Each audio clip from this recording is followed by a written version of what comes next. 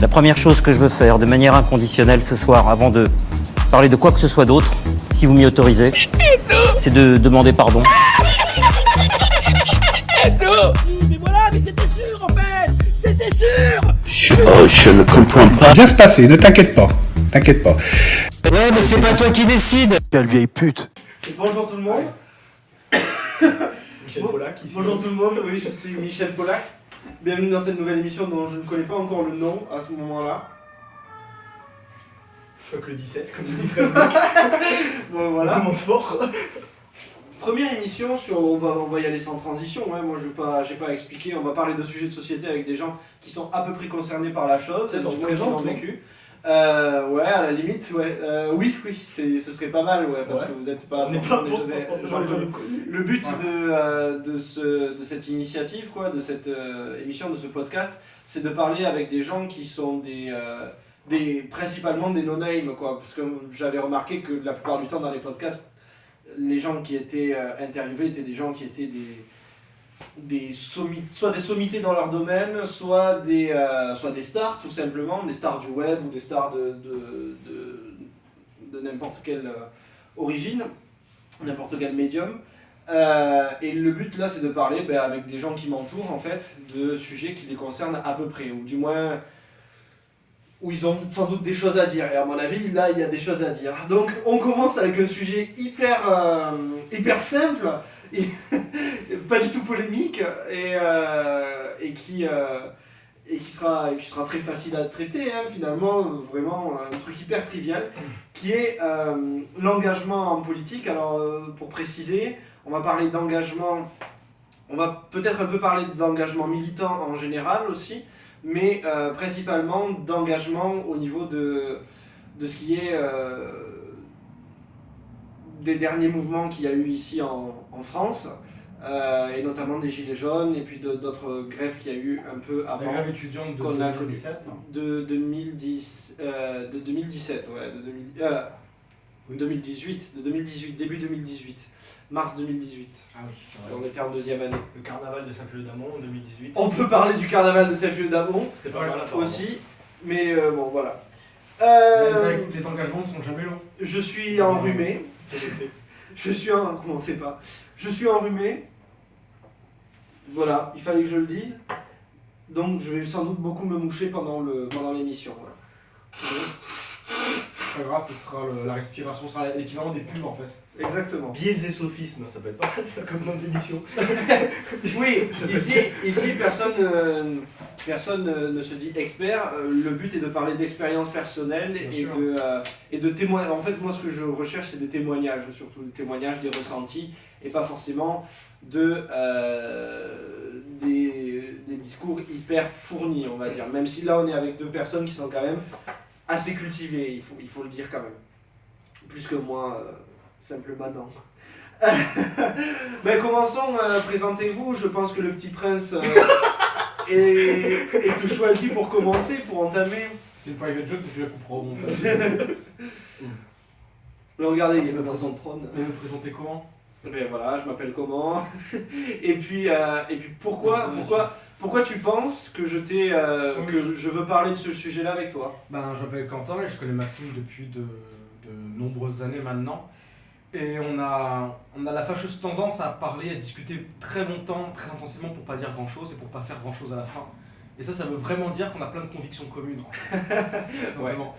Et voilà, parce que c'est beaucoup plus stimulant de discuter avec des gens qui parfois n'ont pas forcément des convictions communes. C'est là où il peut vraiment y avoir un bouleversement. Bref, alors en l'occurrence, je suis pas du tout quelqu'un d'engagé dans des partis politiques quels qu'ils soient, dans des associations quelles qu'elles soient d'ailleurs, même pas celles contre le sida, vous en faites quasiment tous partie, j'en suis sûr. C'est pas le cas, vous êtes de cœur au moins, c'est déjà ça. Eric Zemmour. Allez, c'est parti. Non, ce que je veux dire par là, c'est que je suis quelqu'un qui a rejoint le mouvement des Gilets jaunes l'année dernière, le 17 novembre. Dès le début, hein. Pas dès le début. Je viens de dire le 17 novembre parce que c'est le début du mouvement, mais moi je l'ai intégré début décembre. D'accord. C'est quand on est allé sur À le l'acte 4. quand on est allé sur le rond-point ensemble, Voilà, c'était c'est l'acte 4. Ah, c'était ce jour, c'était vraiment cette fois-là que vous y alliez pour la première fois ou vous y étiez allé les Moi, semaines j'étais avant, allé carrément avant. Moi, j'étais allé une semaine avant, pas à l'acte 3. J'étais allé à une nuit de blocage. Voilà, j'avais accompagné ma mère. Et ensuite, je suis retourné avec toi. Et après, l'acte 5 à Paris, où là, ça a été la première fois où j'ai vraiment souffert de la répression. Ok. Policière. Ouais, je reprécise, on va beaucoup parler des gilets jaunes, hein, surtout le reste. Parce que Voilà. je pense que ce qui est intéressant ici, c'est de prendre. C'est l'actu, C'est et choisir d'autre l'actu, part- c'est de choisir. Surtout si vous pensez la question de l'engagement, de prendre en plus quelque chose d'aussi controversé que les gilets jaunes, dans tous les aspects d'ailleurs, hein, dans l'essence même du mouvement, dans sa réputation, dans sa médiatisation et même dans la manière dont il fonctionne, dont il essaye de fonctionner plutôt.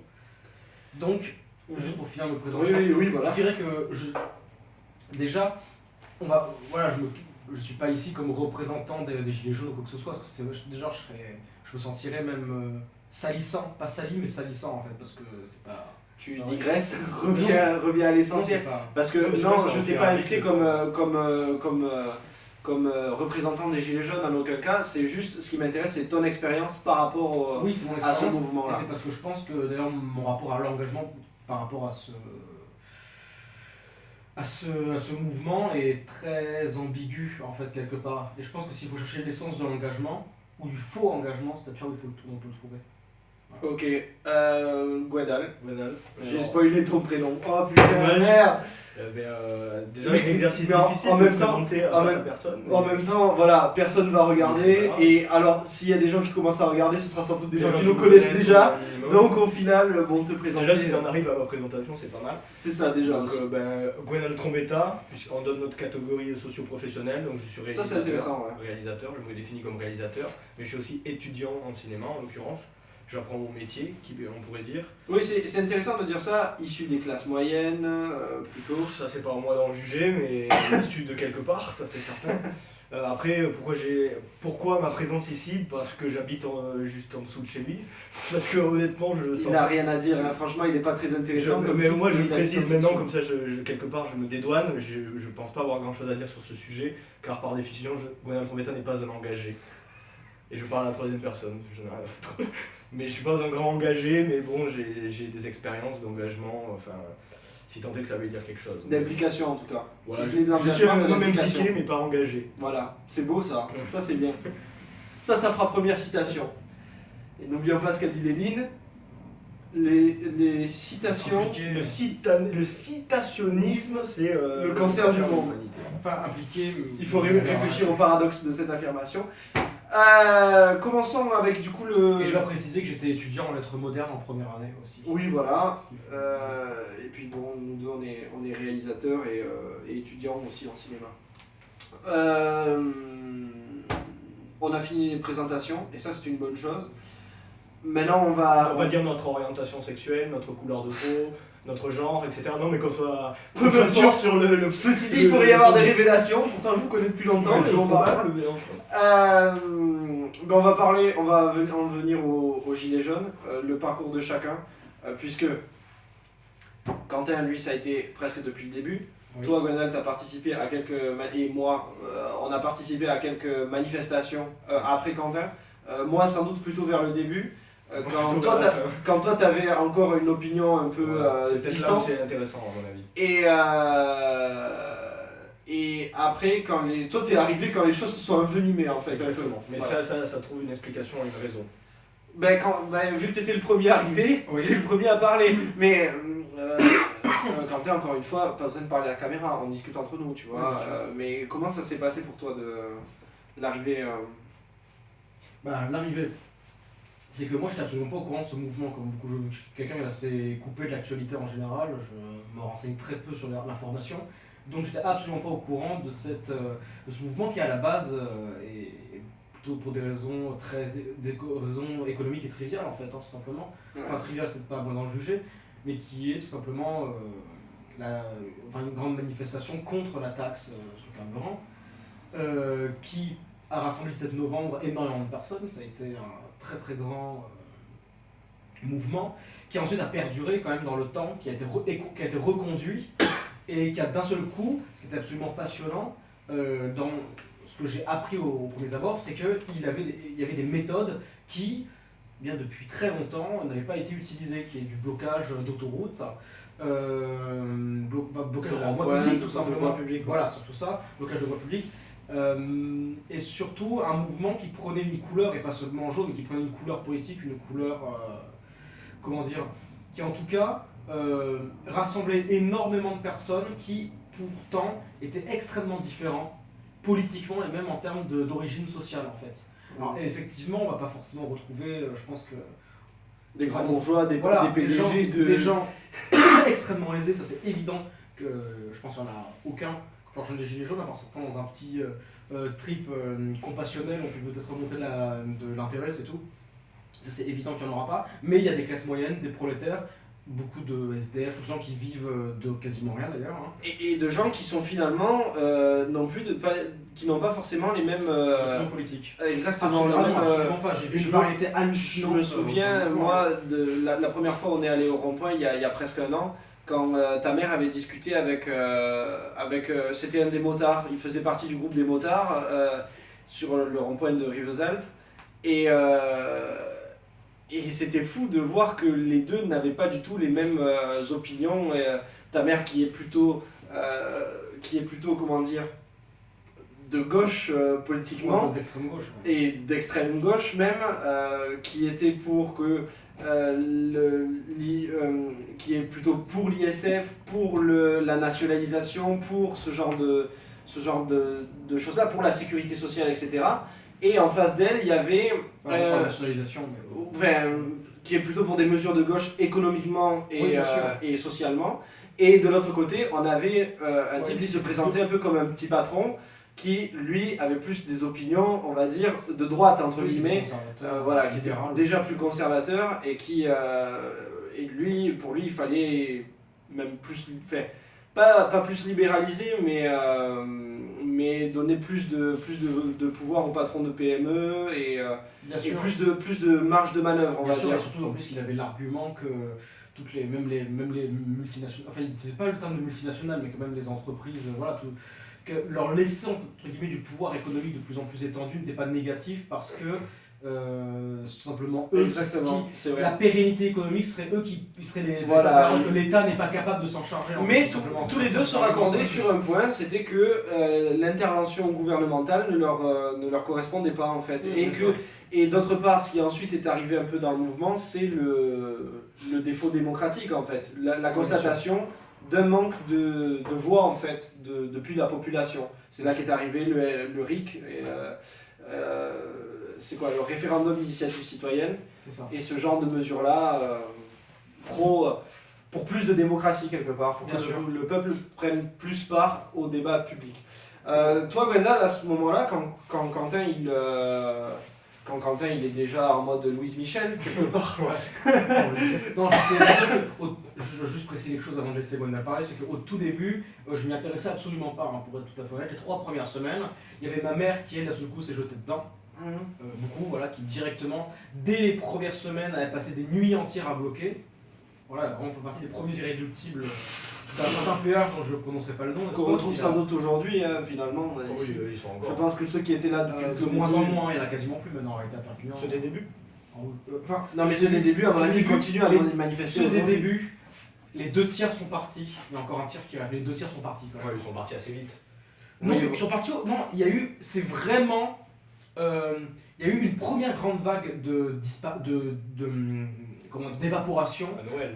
Non, au mois de février, plutôt au mois de mars, début mars. Et après une autre fin février, début mars. Et après une autre juste avant l'été au mois de juin. Ouais. Là, il y a eu les 2 énormes évaporations. On pourra essayer d'y réfléchir pourquoi, parce que là on est pile poil dans la thématique de l'engagement d'ailleurs. Juste pour préciser, moi au début, je ne m'intéressais absolument pas. Moi, dans mon point de vue, ma mère s'y intéressait. Moi, je suis du genre à souvent la suivre hein, voilà, comme une sorte de guide parfois quelque part, hein, même politiquement. Mais là, je la suivais pas parce que ça m'avait l'air de absolument pas me concerner tout simplement. Ouais. Et elle prenait ça extrêmement au sérieux. Voilà. Et moi, je me disais, voilà, elle a plus de travail, elle a perdu son travail, elle est malade, voilà, physiquement, elle n'est pas dans un très bon état. Elle a besoin de se maintenir à flot psychologiquement. Et pour cela, il faut qu'elle défende une cause. C'est comme ça qu'elle vit ma mère. Donc, bah, tant mieux pour elle, et voilà ce que je me disais. Mais par contre, quand j'ai vu qu'elle prenait ça de plus en plus au sérieux et que ça prenait une dimension, alors que vraiment d'un seul coup, c'était pas seulement, comment dire, une contestation économique, tu vois, un mécontentement qui, comment dire, qui peut être tout à fait louable, mais qui demeure limité, bah, d'un seul coup, ça prenait il y avait d'un seul coup en fait un surmoi de souffrance sociale. La psychanalyse qui rentre là-dedans, bon, prenons des pincettes. Non, mais si on utilise un mot qui est affiché, qui appartient à une discipline et qu'on le détourne à une autre discipline, Oui, si ça tu peut veux, complètement si transcender. tu veux, Il est là pour vendre ses livres avant. Hein. Oui, Ça, bah, on l'a pas dit. je voudrais juste en venir à Gwendal, puisque on va parler aussi de à quel moment il y est arrivé. Toi, Gwendal, tu regardais ça quand même au début avec un œil un peu moqueur et très distant.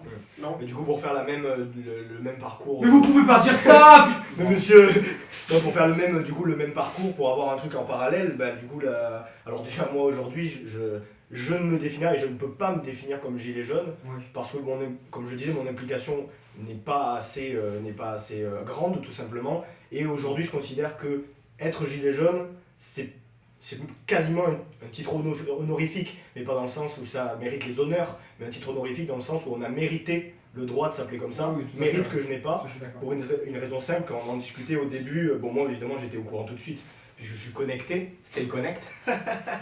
Yes. Et Non, mais c'est vrai, c'est quelqu'un qui est vraiment connecté. C'est vraiment... j'ai vu les premières Il est au courant de tout. vidéos qu'on a du premier jour de blocage.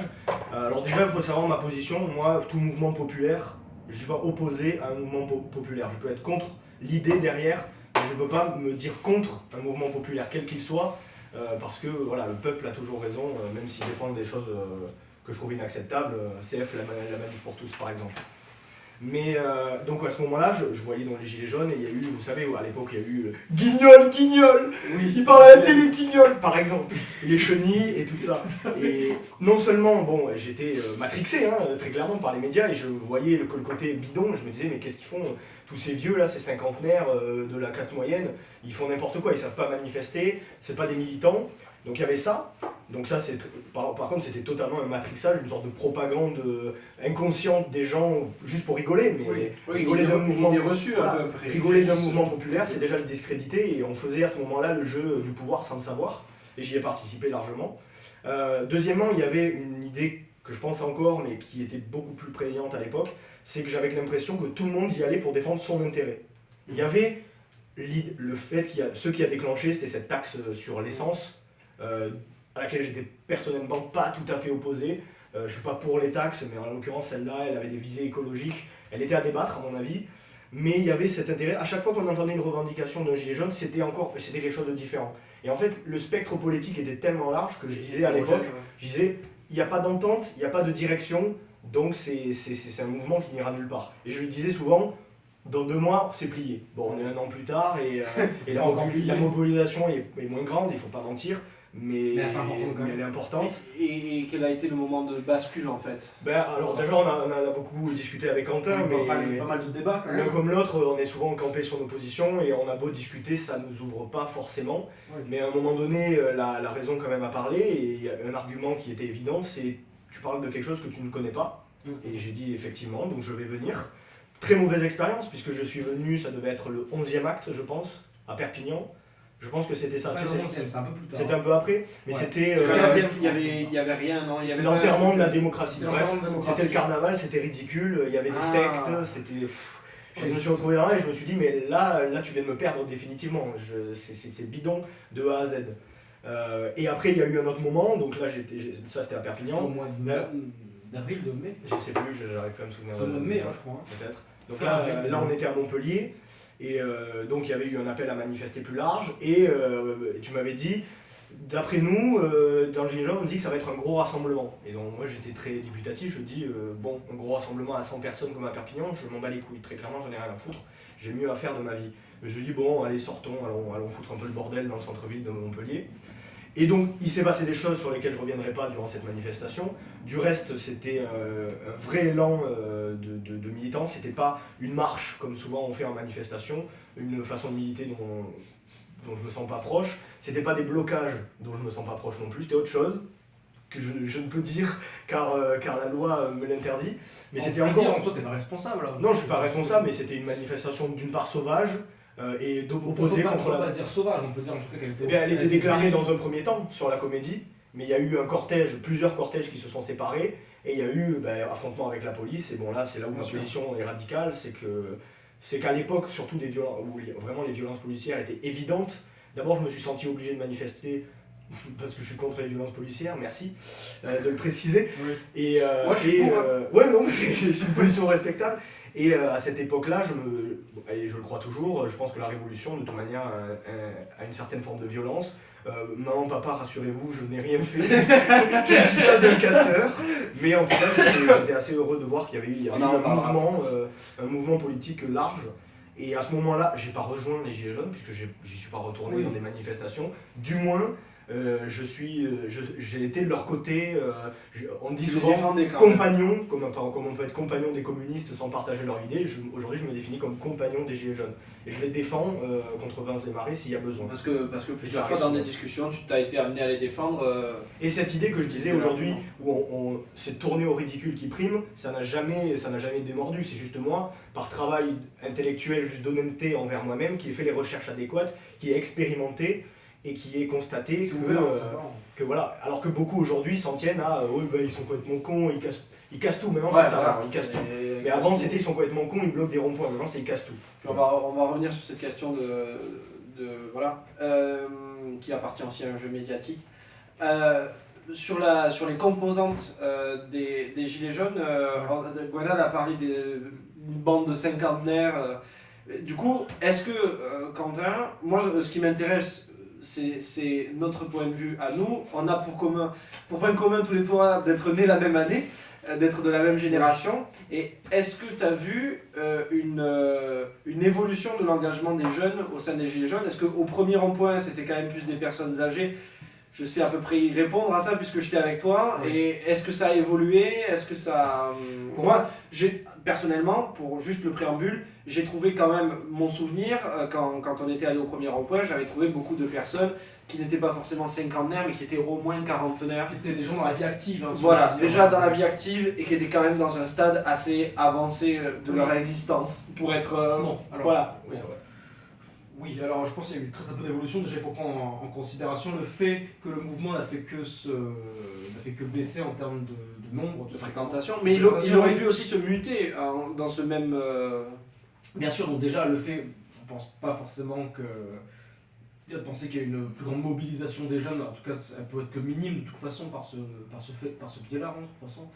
Mais moi ce que j'ai vu, c'est qu'effectivement la grande majorité il y a quand même une fourchette assez large en termes d'âge des Gilets jaunes au tout début, tu vois, au mois de novembre. Je trouvais que la majorité avait vraiment entre 20 et 60 ans, voire oui, parce plus que, même, parce qu'il qu'il y a beaucoup de personnes âgées. Il ne faut pas oublier aussi que certaines personnalités publiques comme Maxime Nicole ou c'est pas des cinquantenaires. Non, Maxime Nicole, il a entre 35 et 40. Ça. Voilà, même peut-être juste 30. Ouais, je dirais même juste 30.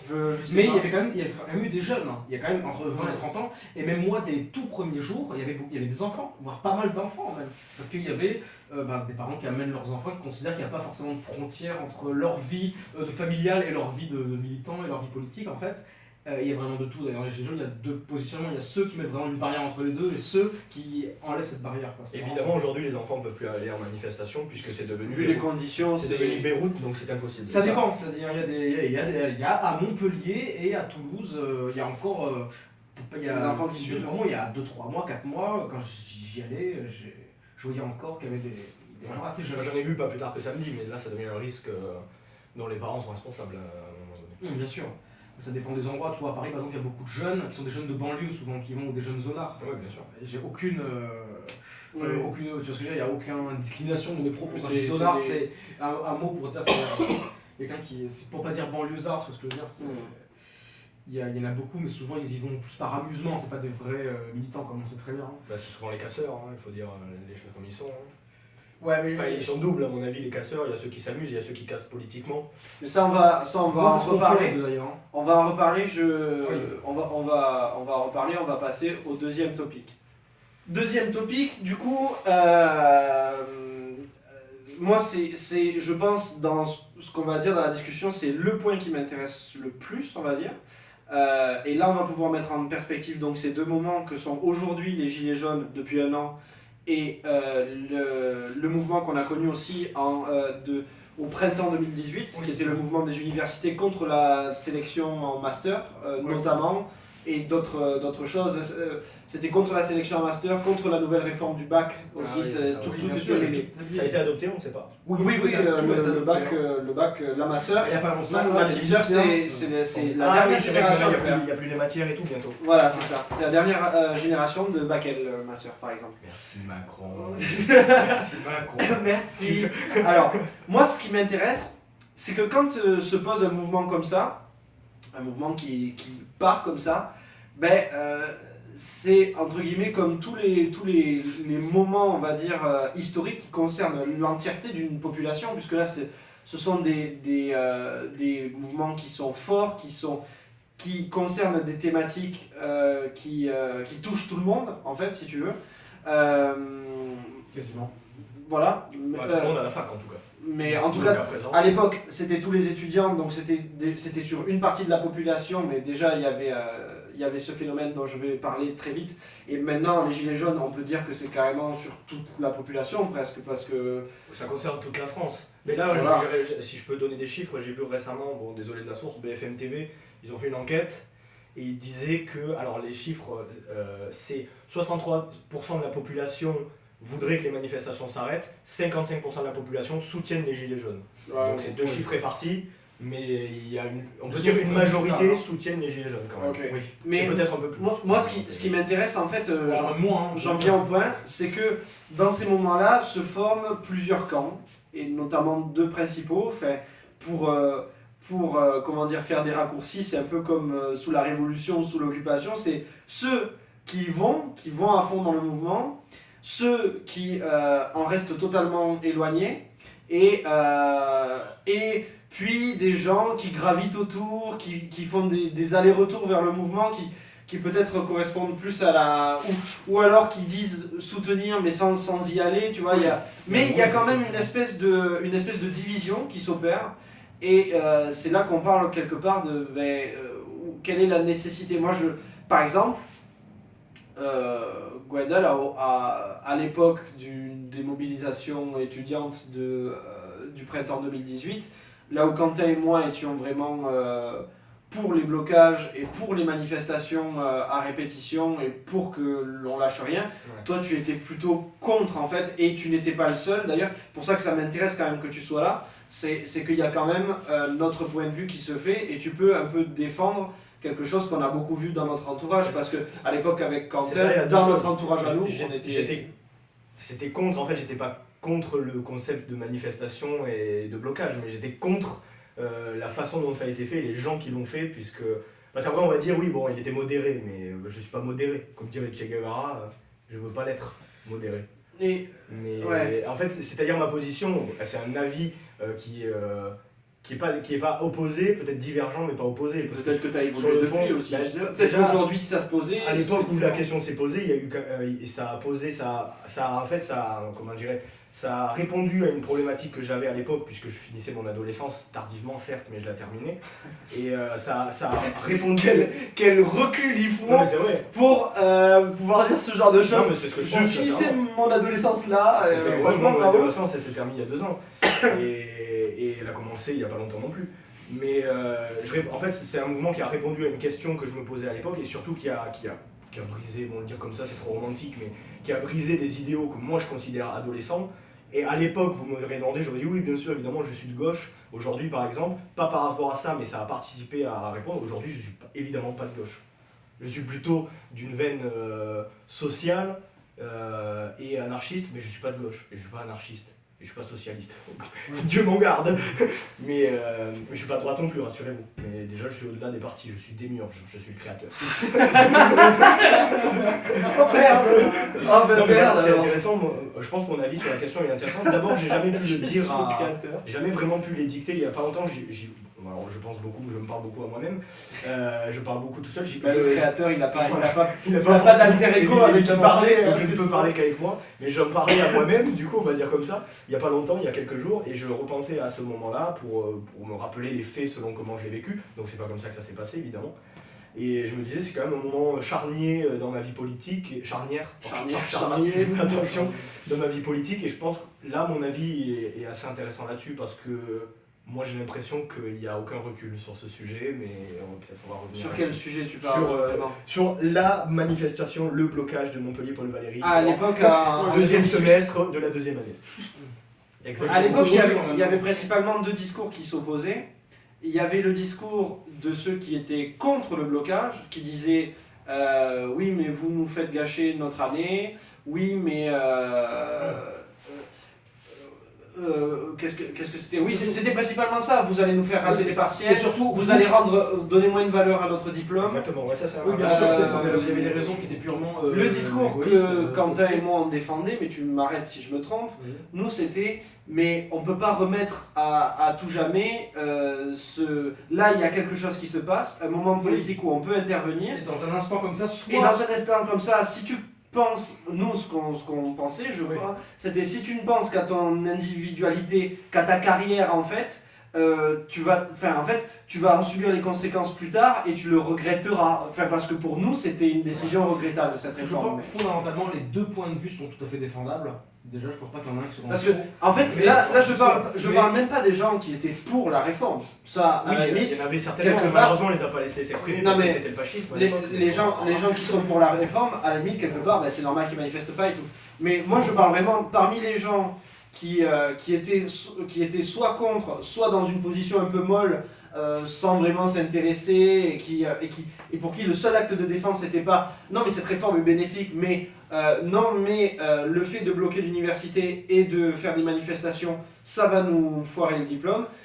Nous avec Quentin, c'était quelque chose qu'on n'arrivait Vous pas avez à pas le droit de entendre. vous prendre en otage en fait, c'était ça. C'était ça, oui. Oui. Et nous, toi, c'était quelque chose que tu entendais plutôt bien. Je l'entends toujours. Voilà. J'entends l'autre côté aussi, mais. Alors que nous, on Je avait peux du pas mal à prendre l'entendre. Je vais pas prendre tactique de voilà. ton côté. Mais... Disons Mais que- tu Disons entends que, en fait, j'arrivais à l'entendre déjà à l'époque, sauf que pour l'entendre, il faut prendre un énorme recul. En fait, pour l'entendre, il faut déjà pouvoir imaginer, même pas imaginer, il faut juste déjà prévoir que le mouvement mènera à rien en fait. Ouais. C'est le moment où on prévoit ça, et c'était évident que ça allait être le cas. Évidemment, l'autre côté est plutôt juste. Hein. Mais disons que moi, mon point de vue, mon positionnement, tu vois, pas vraiment mon engagement, parce que je n'étais pas du tout engagé, quelqu'un qui est vraiment engagé, on ne peut pas définir un engagé. Oui, C'est non, quelque chose que je veux dire. mais impliqué, Non, bien sûr. Voilà, impliqué. Intéressé, Voilà, impliqué, intéressé. t'as participé à des AG comme Bien moi, on est allé manifester tous les deux plusieurs fois, Parce que c'était... c'est là, justement, pour déjà poser une première pierre à l'édifice de la définition d'un engagé, c'est qu'on ne peut pas le définir déjà sous un type particulier, on ne peut pas dresser le portrait d'un engagé. C'est quelque chose, tu vois, c'est très important par rapport aux Gilets jaunes, et je reviens tout de suite après sur la fac, hein. Mais par rapport aux Gilets jaunes, par exemple, c'est drôle parce que ce que tu dis toi en te disant que t'as pas le droit de dire Gilets jaunes, tu vois, parce que... J'ai pas le droit, j'ai le droit. Non, t'as pas le droit. J'ai tous les droits. Non mais... Je fais ce que je veux. C'est le Si créateur. tu veux être juste... ouais. En plus, c'est mon code d'honneur et mes valeurs Voilà. disent que je mérite pas de me. Voilà. Enfin, je mérite pas. Bah moi, mérite. moi je pense quasiment comme toi aussi, tu vois, parce que moi je suis quelqu'un qui participe à des manifs le samedi, et voilà, qui participe à certains mouvements, à certaines actions de temps en temps, mais c'est quelque chose qui n'accapare pas du tout ma vie, c'est quelque chose qui n'habite pas en permanence mon espace mental. Je ne vis pas pour ça en particulier. C'est quelque chose, et j'espère évidemment, et je pense pas que c'est un simple divertissement, parce que c'est le cas pour certaines personnes, Oui, ça peut certains être ça. qui sont au plus profond de la conviction et la lutte, ça reste un divertissement. D'ailleurs, juste un conseil bibliographique, c'est l'excellent roman de Don DeLillo qui s'appelle The Players, joueur, qui est sur un groupe terroriste. Hein. Donc des gens qui ont une conviction extrêmement forte et qui finissent par déboucher vers des actes violents, et qui justement ne sont que des joueurs. Tu vois, c'est un rapport au jeu qui est assez fascinant, parce que le jeu qui normalement est fondateur et constructeur pour un enfant, bah, finalement quelque part, des adultes qui continuent à jouer, c'est très souvent des militants. Hein, D'accord. et qui continuent à vouloir se construire en reproduisant les jeux d'enfants, stratégiques et même parfois d'adresse d'une autre manière. Bref. Et donc, pour en revenir justement, ça par rapport à la thématique de l'engagement et moi comment je me positionnais, c'est que par rapport aux Gilets jaunes, je ne vis pas assez Tu vois, on peut pas juger les uns les autres, c'est à quel point quelqu'un peut être engagé, on peut pas le juger comme ça. On peut pas juger son statut d'engagé. Oui, bien sûr, on peut le juger. Mais je pense qu'il n'y a pas une norme à respecter. Sinon, ça devient c'est un camp de concentration mentale, vraiment. Et vous voyez pas de ce Non, mais c'est bon. Non, mais voilà. C'est une expression que j'aime beaucoup d'ailleurs. De quoi? Camp de concentration mentale. Camp de concentration mentale. Non, mais vraiment, c'est une expression que j'utilise beaucoup. Pardon. Parce que. Voilà. Parce que je n'ai pas la vie de quelqu'un. Si j'étends mon exemple à un mouvement entier, par exemple, et ben, il n'y aurait absolument aucun changement, ce serait un mouvement extrêmement indigent, extrêmement inconséquent. Voilà, donc je fais ce travail-là, et je me rends compte qu'ainsi je ne peux pas me revendiquer comme étant un véritable gilet jaune. C'est moi qui suis un compagnon, enfin moi je me qualifie. D'ailleurs, à chaque fois, souvent, quand je disais je suis gilet, j'avais même du mal à le dire, parce que je me disais, je peux pas le dire, c'est pas juste. Mais là je reviens sur la fac justement pour faire le lien. Je dis tout ça par rapport au fait que j'étais là aussi pas vraiment engagé, dans le sens où j'étais pas un bloqueur véritablement. Oui, c'est vrai qu'on j'ai jamais bloqué la nuit à un amphi, j'ai jamais organisé un véritable débat, si c'était vraiment des débats dans un des amphis. Mais c'est là où t'as sauvé ton âme d'ailleurs. Aux yeux du créateur. Que j'ai sauvé ou non mon âme, je l'aurais sacrifié pour pouvoir avoir une expérience intéressante. Ouais. J'ai rencontré la femme de ma vie là-dedans. Bon, je plaisante. Mais ce que je veux dire, c'est que c'est là où je pouvais entendre l'autre vision. Parce qu'il faut voir qu'il y a toujours trois visions. Il y a toujours au moins trois camps par rapport à une question. Le troisième, on en parlera après. Il y avait évidemment le camp qui était contre, le camp qui était pour, et un troisième. Et moi, je pense que j'appartenais plus ou moins à celui-là, tu vois. C'est jamais le camp pour, le camp contre. C'est le camp qui, qui est le camp qui est plutôt, je dirais, conscient. Tu vois ce que je veux dire, qu'il y a un enjeu, qu'il y a quelque chose qui se joue au présent, il va falloir régler, parce que l'avenir en dépend, mais qui, fondamentalement, alors soit il peut être tragique, il peut concevoir que c'est déjà foutu, tu vois, soit il peut concevoir, il peut concevoir que c'est, comment dire, que même si ça porte pas ses fruits, ça peut, il y a en quelque sorte l'importance de lutter, tu vois, le sens de la lutte. De montrer le désaccord. Oui, de montrer le désaccord, le sens de la lutte est quelque chose qui est important toute notre existence, pas seulement pour pouvoir changer le monde, changer les choses, améliorer sa vie, mais tout simplement pour rester intégré au présent, être actuel en fait. Tu vois. Et juste pour finir, ce que je voulais dire, par rapport au camp qui était contre, tout simplement, moi je l'entendais tout à fait, parce que... Et c'est pas seulement par égocentrisme, parce que c'est partagé par beaucoup d'autres, ça nous concernait tous en quelque sorte. Mais disons que moi, l'argument que j'utilisais, qui était utilisé aussi par beaucoup apparemment, c'était que de toute façon, et c'est le même argument que dans le mouvement des Gilets jaunes, que ma mère utilise beaucoup, c'est que si soit vous êtes contre, mais vous avez tout à fait le droit, on sera malgré tout adversaire, soit vous en avez rien à foutre, dans ce cas-là, vous vous laissez gouverner, vous laissez décider. Replace contre par rapport à quoi? Contre le blocage, par exemple, de l'université, contre le mouvement contre la militance, voilà, ou soit contre le mouvement des Gilets jaunes. Il y a ceux qui n'en ont rien à foutre dans les deux cas, et dans ce cas-là, ça c'est assez évident, vous laissez les autres décider pour vous et vous vous laissez guider. Et le troisième camp, par contre, soit vous rejoignez le mouvement, c'est la troisième voie, et vous êtes avec nous, et dans ce cas-là, ce qui est, comment dire, c'est presque le pari de Pascal, tu vois, c'est l'intérêt en quelque sorte, presque pragmatique de ce choix, c'est que si tout le monde faisait ainsi, le problème serait réglé en quelques semaines, tu vois, par rapport aux Gilets jaunes, on disait, imaginez le pays, pendant 4 jours, c'est grève générale, 60 millions de personnes qui s'arrêtent, le pays s'écroule littéralement, même l'Europe elle prend un coup dans la gueule, enfin c'est phénoménal. C'est évidemment, entre guillemets, on peut pas dire que c'est impossible, que c'est possible, parce que c'est quelque chose, on peut pas... si on a une culture historique, on sait que c'est quelque chose qui est improbable, un mouvement pareil, tu vois. On peut pas normaliser Et si c'est quelque chose qui puisse arriver, que 60 millions de personnes arrêtent de travailler, ce sera pas prévisible, c'est évident. C'est quelque chose qui sera vraiment questionnel, tu vois. ou qui sera complètement abstrait. Mais Mais- beaucoup de militants, notamment du côté du NPA, Oui. des gens comme Olivier Besancenot, comme Philippe Poutou, qui sont militants depuis des années dans ce genre de mouvement, ils attendent cette espèce de grand soir, de grand rendez-vous. Tu sais, c'est l'expression du grand soir, hein, en Oui, fait, bien sûr. finalement ça. Parce qu'ils Ça- y croient vraiment. Ça reste En une fait, chimère, c'est la grande. je pense que moi, quand je même, suis pas c'est ce qui- idéaliste, donc je peux pense pas que y c'est croire. ça qui les motive quelque part, dans le fait de reprendre sans arrêt, sinon Je sais pas si c'est tu eux. t'arrêtes. Ils quoi. visent plutôt les petites victoires, les petites gloires, parce que. Oui, Non, ils- vraiment, je pense bien pas qu'ils visent. Enfin, ils visent, mais surtout ils sont résignés aux petites gloires. Ouais. Ils connaissent rien d'autre. Ils se résignent aux petites que, gloires, mais je crois qu'ils l'attendent quand même quelque part un peu. Je pense qu'ils sont Ça- pas complètement. Je sais pas, désespérés. on n'est pas dans la tête, on peut pas savoir, mais ça, moi c'est une position qui est incompréhensible, d'espérer ce qui pour moi est impossible. Ça reste, c'est de l'ordre du fantasme.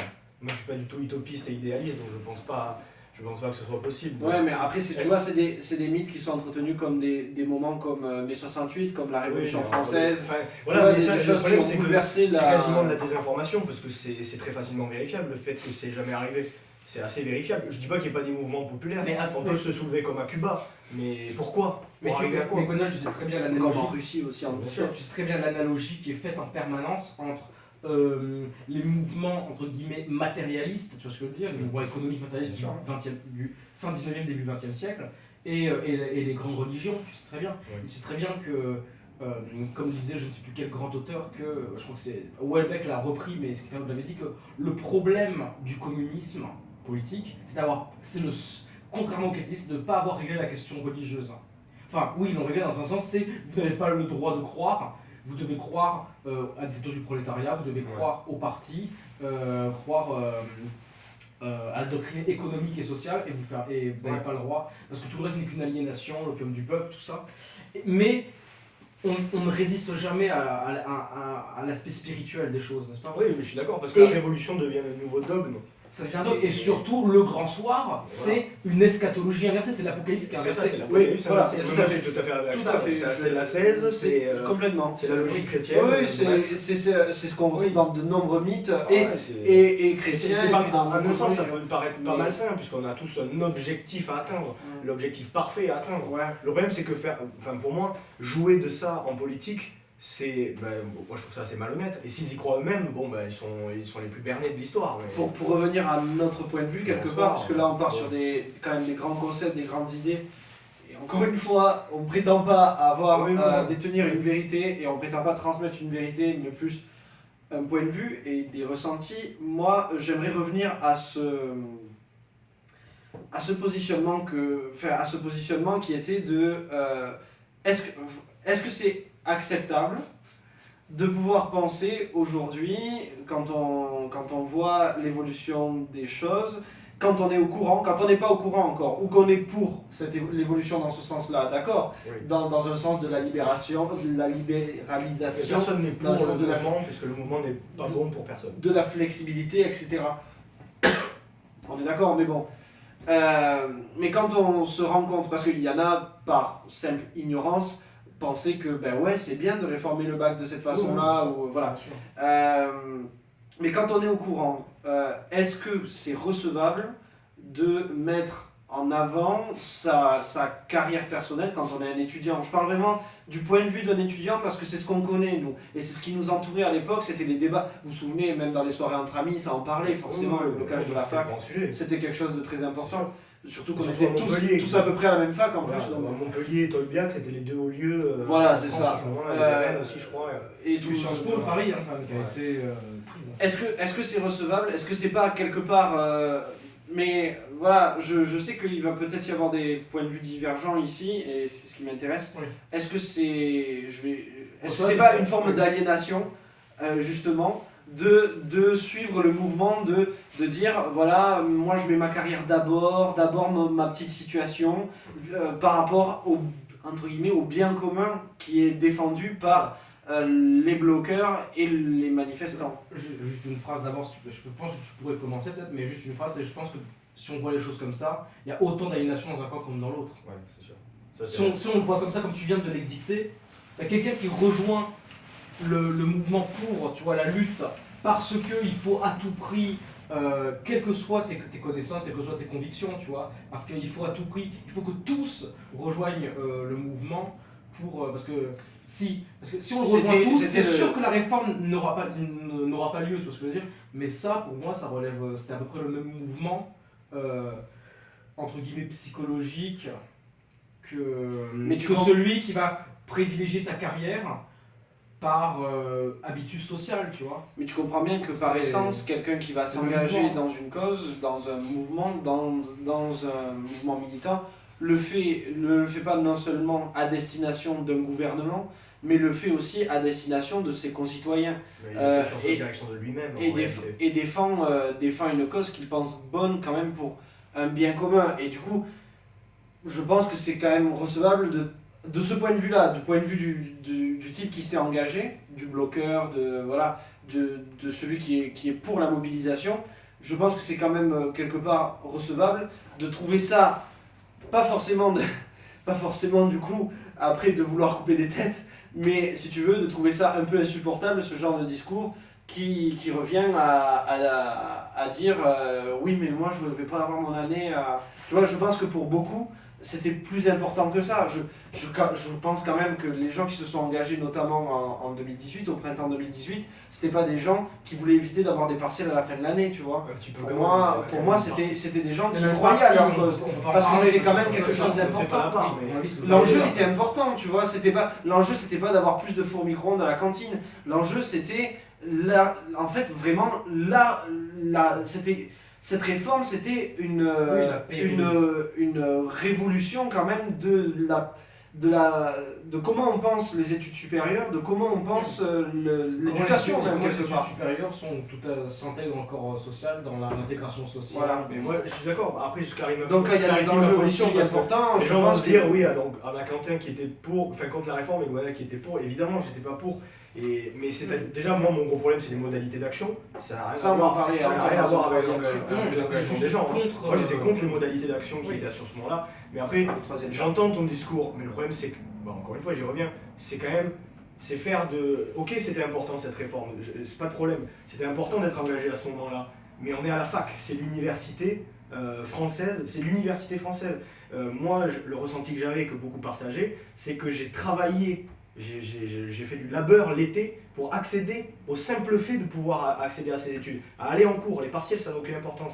À aller en cours. Et à un moment donné, pour des causes, peu importe ce qu'elles sont, on est interdit par une majorité, puisque c'était le cas, d'aller en cours. Donc ça devient une attaque personnelle qu'on prend sur nous. Et on ne fait pas le jeu du système en disant on m'a enlevé un de mes droits, on vient de m'enlever un de mes droits. Là, c'était une position qui était... à mon avis, moi, on avait le droit d'aller en cours à ce moment-là et de s'engager politiquement. On avait le droit d'aller en manifestation et d'aller en cours en même temps. C'était absurde. C'est pour ça que je dis les gens qui ont fait ces blocages, ils n'avaient pas envie d'aller en cours. Donc là, c'est sur en fait, finalement, la critique que posent les personnes qui défendaient ce point de vue-là, le point de vue anti-blocage en tout cas, c'était plus sur les modalités que sur les idées. Oui, et d'ailleurs ça n'a rien d'individualiste et de néolibéral de vouloir aller en cours, ça n'a rien à voir. Je veux dire, on peut penser au bien commun et se dire, ce sera plus simple pour nous d'avoir notre diplôme.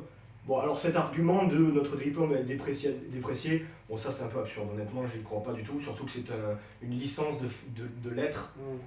C'est un petit peu... Moi aussi je trouvais ça quand même un peu bizarre. Mais moi j'avais vraiment senti, alors il n'y a pas que ça, il y a beaucoup de choses qui m'avaient à l'époque vraiment choqué, mais j'avais senti comme c'était inacceptable quoi, parce que on aurait dit, on n'avait qu'à organiser des cours collectifs, c'est ce qui a été tenté, mais ça a été en ratage complet, c'était n'importe quoi, c'était la foire d'empoigne. En fait, on nous a enlevé ce qui aurait pu élever tout le monde, c'est le droit d'aller en cours. Les assemblées générales, c'était n'importe quoi, c'était une parodie de démocratie à partir de la première assemblée générale, mais c'est encore un grand sujet. Et au-delà de ça, les manifestations, il y avait quasiment personne parce que tout le monde faisait la fête en amphi toute la nuit.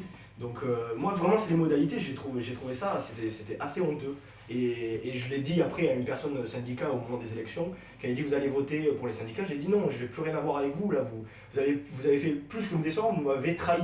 Vous avez trahi, votre idéal c'est de rendre l'étude facile à tous les étudiants. Et on va me dire oui mais ils se battent pour des choses qui sont tellement plus grandes que ça, mais les choses elles sont quotidiennes, ça se passe au quotidien de s'élever intellectuellement. Oui. J'avais une citation de Proudhon pour vous, ça vous va? Alors je lis une citation de Proudhon qui va dans mon propos. J'ai marqué Enfin, il a écrit, déjà je me prends pour Proudhon, donc ça c'est pas bon. Il avait dit, je me souviens même plus dans quel livre, mais je pense que c'est de la propriété.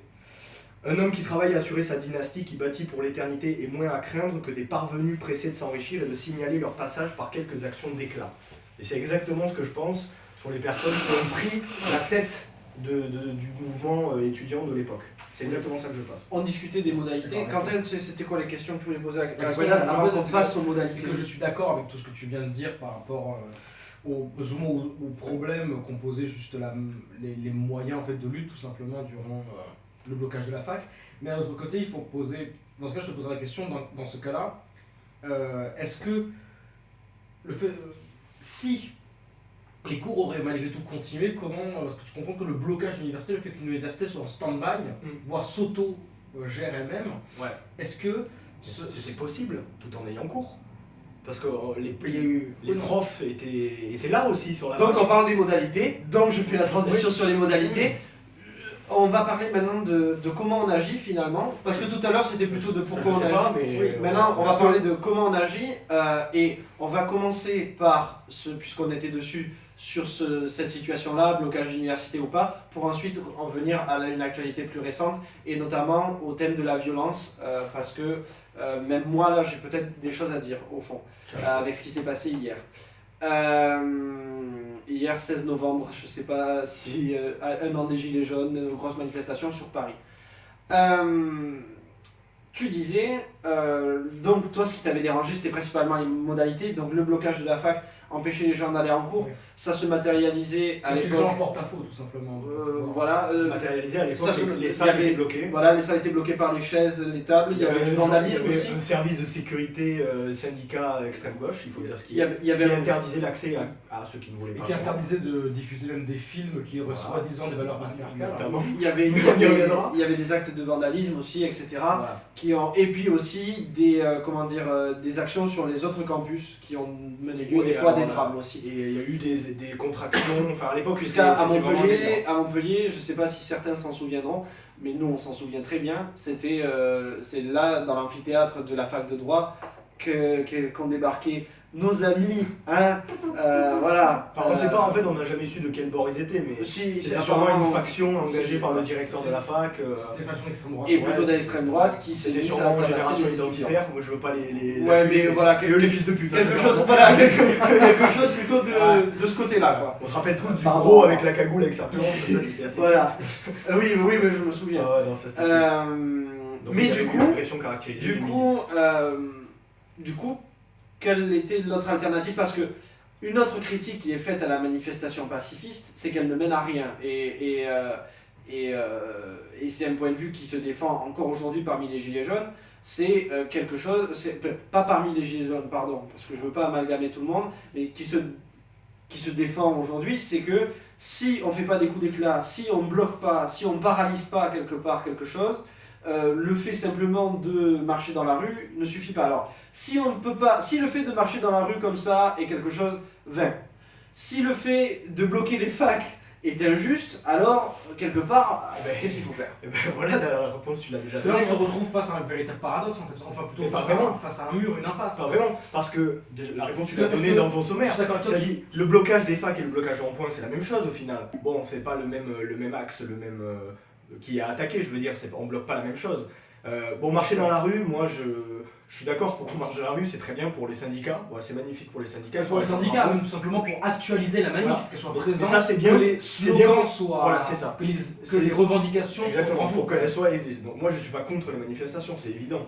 Mais alors, encore une fois, c'est deux cas à part parce que moi, pour ce qui est de la fac, je sais ce qu'il fallait pas faire, c'est ce qui a été fait. Ça, c'est évident. On voit le résultat de toute façon. Ça a fait une division qui après s'est répercutée sur toutes les 3 années de la licence.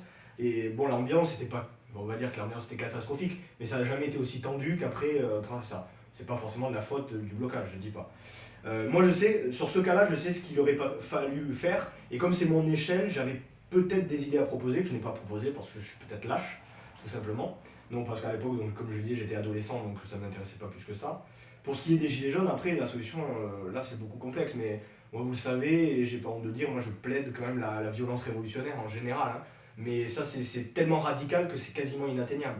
c'est la prise d'armes, c'est la révolution C'est la prise permanente. de la Bastille, quoi. Mais oui, Un événement, moi, c'est ce que je la précise. Et prise ça, de la c'est pas un Bastille coup est un d'éclat. événement. Pour préciser, pour ma citation de Proudhon, ça, c'est pas un coup d'éclat pour Proudhon. D'éclat. Un coup d'éclat, ce qui veut dire Proudhon par coup d'éclat, c'est l'action médiatique. Mais il peut pas parler de médias, puisqu'à l'époque. Le buzz. Voilà, c'est le buzz, exactement. Le buzz, l'agression caractérisée de militants d'extrême gauche par des fachos, ça, c'est un coup d'éclat. Ça n'a aucun intérêt, aucun sens, c'est juste, ça fait parler. Bon, là, en l'occurrence, ils sont décrédibilisés complètement, c'est leur problème. S'ils n'ont pas Tu de parles- neurones pour réfléchir. Tu parles de ceux qui ont fracassé, Oui, bien pas sûr. de ceux qui se sont fait fracasser. J'étais pas pour non plus ce qu'on Non, fait. les non, gens, mais ils se sont fait battre. là, sur cet c'était- événement-là, si on avait précisément- donné des bâtons aux gens d'extrême gauche et des bâtons aux gens d'extrême droite qui s'étaient battus, là j'aurais dit c'est bon, ça me paraît ok. En arbitrage, ça me paraît ok. Mais là ils ont agressé des jeunes filles et des mecs drogués avec des bâtons. Bon, après c'est le fascisme, on peut pas leur demander trop de réflexion. Ils ont comme référence c'est la nuit de cristal. c'est- voilà, bon, bien bref. sûr. Bon, moi je plaide la violence. Après, c'est une position, quand on dit ça, quand je plaide la violence, on dit bon, lui c'est un imbécile, déjà il est incapable de réfléchir. Mais on constate, Ouais, en tout cas, une radicalité. et on constate avec le mouvement des Gilets jaunes que déjà je l'ai rejoint à partir du moment où il a été radical, parce que c'est ça qui pour moi a fait bon ben là. Ce qui n'est pas le ça cas de tous les devient gilets intéressant. jaunes, tous les gilets Il y en a jaunes que ça a sont pu pas dégoûter. pour. Et Il y bien sûr, en a mais plein. c'est ça- c'est Non, ça, non, c'est non, ça. non, non. Il y en a plein qui sont partis à cause de toutes les violences. Et moi je suis jeune et je crois encore à. Je crois pas que ça arrivera, mais je crois qu'une des solutions c'est quand même la révolte armée, qui n'est pas possible parce qu'on est trop divergents. Mais ça Parce que c'est c'est autre vraiment chose. une solution Et sur le long toi, terme. Quentin, Mais sur le blocage de la fac, qu'est-ce que je sais pas encore ça. Sur le blocage de la fac, moi c'était. Qu'est-ce qu'il aurait fallu Moi faire à j'aurais l'époque bien voulu d'un campus libre et autogéré. C'est-à-dire le directeur on dit hop ça dégage, on est entre profs, entre élèves, et là on fait une fac comme à notre image. C'est ce que je Donc, c'est voulais devenu t'entendre dire, sauf que là, 1984. on est face à... Oui, je suis d'accord, mais on est face à un gigantesque problème, trois problèmes. Déjà, premièrement, dans ce cas-là, pour foutre le directeur dehors et vraiment prendre le contrôle de la fac, bon là, c'est évident qu'il faut la radicalité dont tu Mais parles, c'est et ce elle est qui s'est possible. passé pendant une semaine ou deux, le directeur était plus bienvenu dans la fac et c'était très bien. Voilà, et là, je suis d'accord avec ça, il n'y a pas de souci, mais après, réussir, est-ce que tu penses que tous les professeurs seraient d'accord pour pouvoir... Est-ce que tu es bien d'accord que si le mouvement... parce que le mouvement était quand même le refus d'une réforme, mais aussi dans ce cas-là, le fait d'autogérer une fac, c'est presque une autre proposition, tu vois ce que je veux Oui, dire. mais après, Et dans- tous les profs ne peuvent pas forcément accepter d'être peut-être impayés, de faire Ah, mais complètement avec... Sauf que là, ça marche pas cet argument parce que d'abord c'était vu que c'était quelque chose qui allait péricliter dans le temps. C'était un moment, voilà, c'était un moment, c'était une révolution de moment où on allait autogérer la fac jusqu'à ce qu'on trouve une solution sur notre problème. Après, on parlerait des autres plus tard. Et on aurait vu en plus une autre possibilité qui peut-être en aurait séduit. Et moi, je pense que oui, tous les professeurs, je ne peux pas affirmer ça, mais la grande majorité des professeurs étaient d'accord, déjà parce que on connaît le bord politique de la majorité du corps enseignant. Surtout en fac de lettres. Surtout en fac de lettres. C'est pas le cas de tous, hein, je dis pas. Mais je pense que la majorité aurait voulu parce que l'autogestion, c'est le retour de la parole de chacun. C'est-à-dire la parole de chacun, autant la personne qui fait le ménage dans les salles que le chargé de cours multi-récompensé, Complètement. qui est toujours payé parce qu'il il donne cours en réalité. Donc l'État va pas. Il aurait pu faire ça comme arme, mais c'est pas arrivé. Je pense que ce serait pas arrivé personnellement. Il aurait fait cours selon ses modalités à lui, avec le temps qu'il voulait, sans respecter les programmes qui sont imposés par C'est la marrant parce que direction. quelque part, pardon, tu es un peu idéaliste aussi. Tu as aussi des Mais idées après, un peu je comme fantasme, ça. évidemment. Tout moi, le je monde en fantasme. a quelque part, même C'est si clair. on cherche à les Mais refuser des fois. je dis ce que j'aurais voulu que ce soit, mais le problème c'est que ce qui s'est passé, Ce n'est pas c'est ça. ce que je m'attendais à ce qui se passe. Et c'est George Orwell qui l'a dit. Mais moi, mon expérience, le problème c'est qu'avec le temps, j'ai sûrement tout exagéré. Mais ce dont comment je me rappelle que ça y est, c'est bon, c'était la dictature. C'était le comité autogéré. C'est pas une- Il n'y a que qui autogéraient, ils étaient une vingtaine, ils s'autogéraient eux, et nous on était là, on fait si vous voulez pas venir, vous venez pas, mais ça se passe comme ça. En même temps, la grande majorité n'était pas assez impliquée pour qu'ils puissent... Ouais, Parce que tout à fait. tout le monde n'était Alors, pas assez non, je impliqué suis pas d'accord. en se mettant à leur place pour... Alors, ils n'allaient pas abandonner, ils n'allaient pas... Mais rappelle-toi la première assemblée il générale. fallait que quelqu'un prenne les décisions, essaie de Oui, mener. mais c'est très bien que ça Et vienne des eux-mêmes se syndicats laissent étudiants. emporter par leur propre Oui, rôle. Tu vois ce que mais je veux dire. d'accord. Mais c'est très bien que ce soit les syndicats étudiants qui aient lancé ça. Problème de la fac Paul Valéry, c'est que les syndicats étudiants sont tous d'extrême gauche, ce qui donne Oui. un problème de représentation politique. Mais rappelle-toi la première assemblée générale, il y avait des gens qui étaient contre. Il y avait des débats. Oui, je me rappelle Il y bien avait sûr. des débats et on avait d'ailleurs voté contre le blocus, c'est ce qui avait gagné. Oui, On première avait semaine, dit, ouais, ce qui avait première gagné. semaine, pas de blocus. Mais rappelle-toi comment ça s'est passé après. Ils ont organisé leur assemblée générale sans prévenir sur Facebook. Ça, c'est vrai. Donc évidemment, il n'y a que les syndicats qui y sont allés. Évidemment, ils étaient tous d'accord et il y a eu blocus. Ça c'est vrai. Et ça, Et rappelle-toi, la fois quand on était tous dans la cour, il y avait, je sais pas, on était extrêmement nombreux. Il y avait, je sais pas, 4000 personnes, 5000 personnes. C'était dans le grand jardin. Mais là, j'ai encore un problème. Qui c'est qui est venu? Tout le monde. Voilà, tous les amis des syndicats. Bon, ben là, c'était la prise de pouvoir. D'accord. On va évoluer maintenant sur quelque chose de plus actuel, sur les Gilets jaunes. Et donc on parle toujours des modalités d'action. Donc là, on a remis en perspective, mais c'était intéressant, maintenant en ayant le recul des années, de revoir cette crise-là, ce moment-là, C'était passionnant, avec du recul. Génial. C'est une époque où j'ai beaucoup écouté la chanson Hexagone de Renaud. Antisocial de Trust. Là où oui, ça Maréchal, nous voilà aussi. Oh, pardon. Tu veux une madeleine? Tu veux une madeleine? Allez, on va passer à quelque chose de plus récent, et notamment aux violences qui d'abord, je trouve, vis-à-vis des Gilets jaunes, ces violences étaient une espèce d'événement parallèle en fait, à des manifestations, des cortèges assez classiques finalement, et qui maintenant, on l'a vu hier, tout fait corps en fait, parce qu'il y a aussi une cristallisation des positions, parce qu'il y a une répression très forte aussi, et du coup aujourd'hui, voilà, de ce que j'ai vu hier en tout cas, la violence elle est partout quoi. Il y a trois choses à prendre en compte. Elle est même centrale on va dire. Parce qu'il y a trois choses à prendre en compte, c'est qu'il y a trois niveaux, on peut avoir trois points de vue sur cette fameuse violence. Il y a l'instant présent de la manif, C'est la Trinité. il y a la violence, mis en place. c'est-à-dire le fonctionnement de la violence dans une manif, comment est-ce que ça naît, comment est-ce que ça finit, pourquoi est-ce que ça explose, pourquoi parfois même elle est de différents degrés, voilà. Deuxièmement, la perception qu'il y en a de la part de la population, de la part du gouvernement, de la part de ceux qui sont responsables eux-mêmes, tu vois. Et troisièmement, la question évidemment de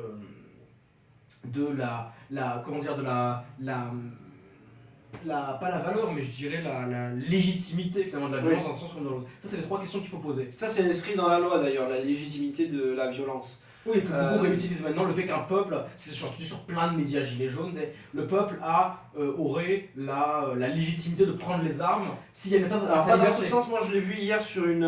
c'est écrit dans la Constitution, je sais plus quel article. Sur un résumé fait par Le Monde concernant les violences policières, il faut que ça réponde à plusieurs principes, et par cela, donc, il y avait quoi? Il y avait, je sais plus, il y avait la nécessité. Est-ce que c'est nécessaire d'être violent? Et quand on dit nécessité... Mais tu veux dire la violence de l'État? La violence des policiers, oui, la violence des policiers. Est-ce qu'il est nécessaire de faire usage de la violence? Et nécessité en français est un mot fort. Nécessité, ça veut dire qu'on ne peut pas faire autrement, quelque part. Moi je trouve que la violence pour les policiers elle est nécessaire maintenant. Parce qu'il n'y a plus de violence, là il n'y aura plus d'État. Donc là maintenant elle est nécessaire. Mais là on voit que l'impasse est absolue. Si tu veux, attends, il y avait ça.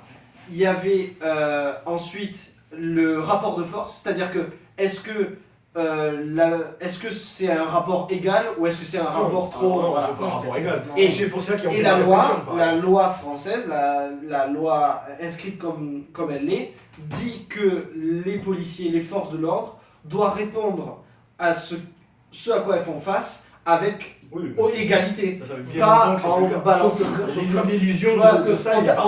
on t'attaque avec un couteau, tu réponds pas avec un bazooka pour faire. Parce que ça fait 9 mois que même il répond pas à la violence par la violence. Il répond parfois à la parfois. Il la provoque. Évidemment, ça fait 9 mois. Je voulais commencer en disant, je vais peut-être admirer le débat, mais la violence elle vient d'abord de l'État. Et je dis pas, et je suis pas dans la posture de c'est le capitalisme qui est violent. C'est un peu trop simple, même si c'est vrai, c'est trop simple et ça participe pas au discussion.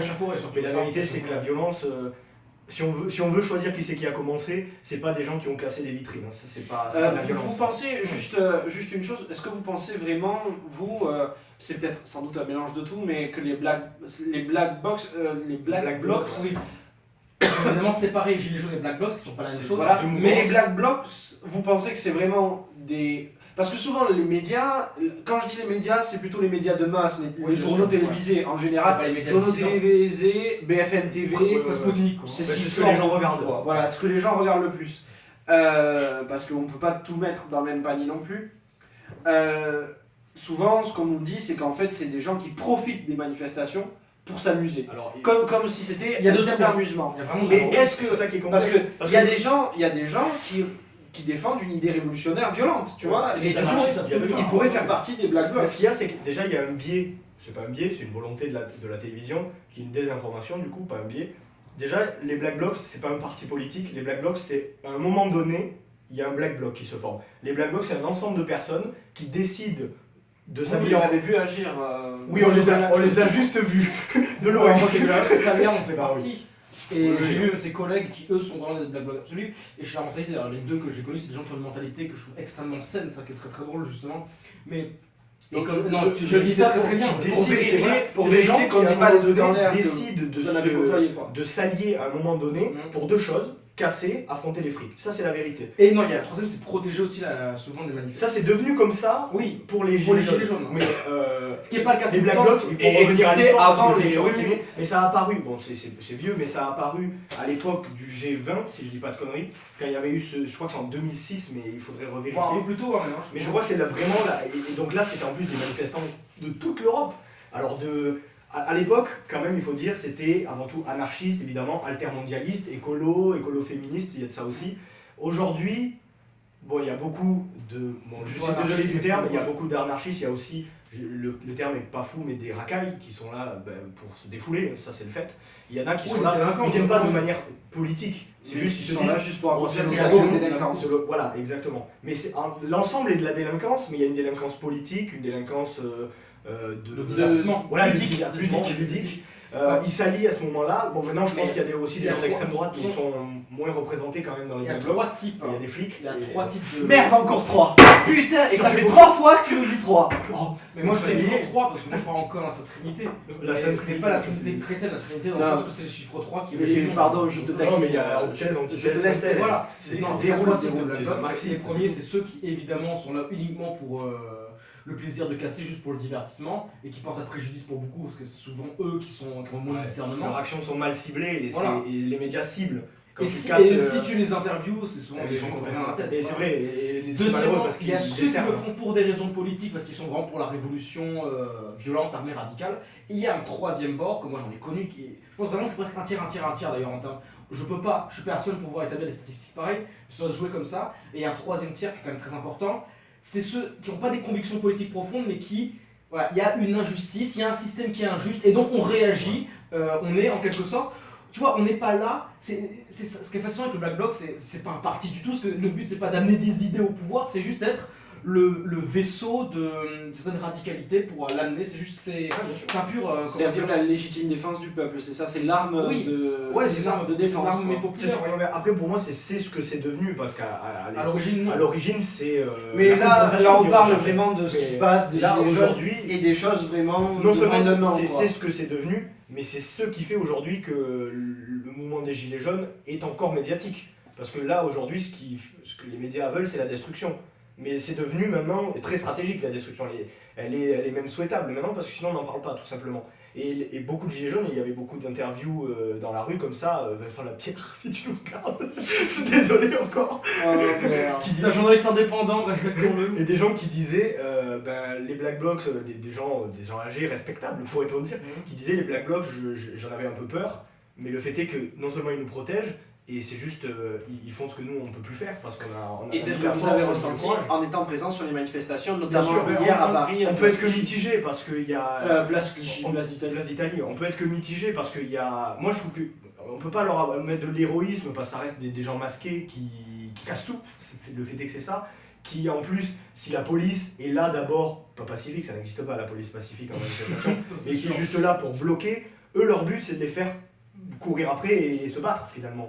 Donc ça entraîne des répercussions qui sont un peu plus graves, des gens qui se retrouvent là, qui sont venus manifester pacifiquement et qui par effet de contagion se retrouvent blessés parfois.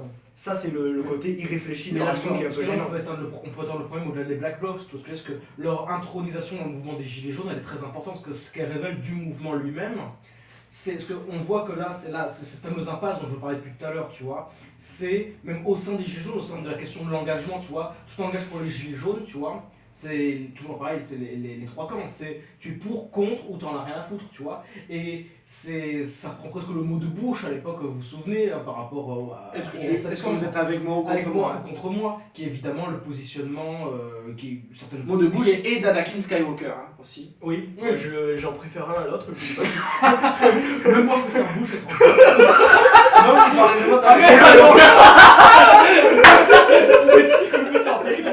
Le mec c'est un infiltré. Ça, tu t'es fait avoir, toi. Vous m'avez pranké, on peut le dire. Voilà, enfin vous m'avez révélé plutôt. Non, plus sérieusement, ce qui est évidemment une facette du fascisme. Hein, c'est quand même l'essence du fascisme de penser comme ça.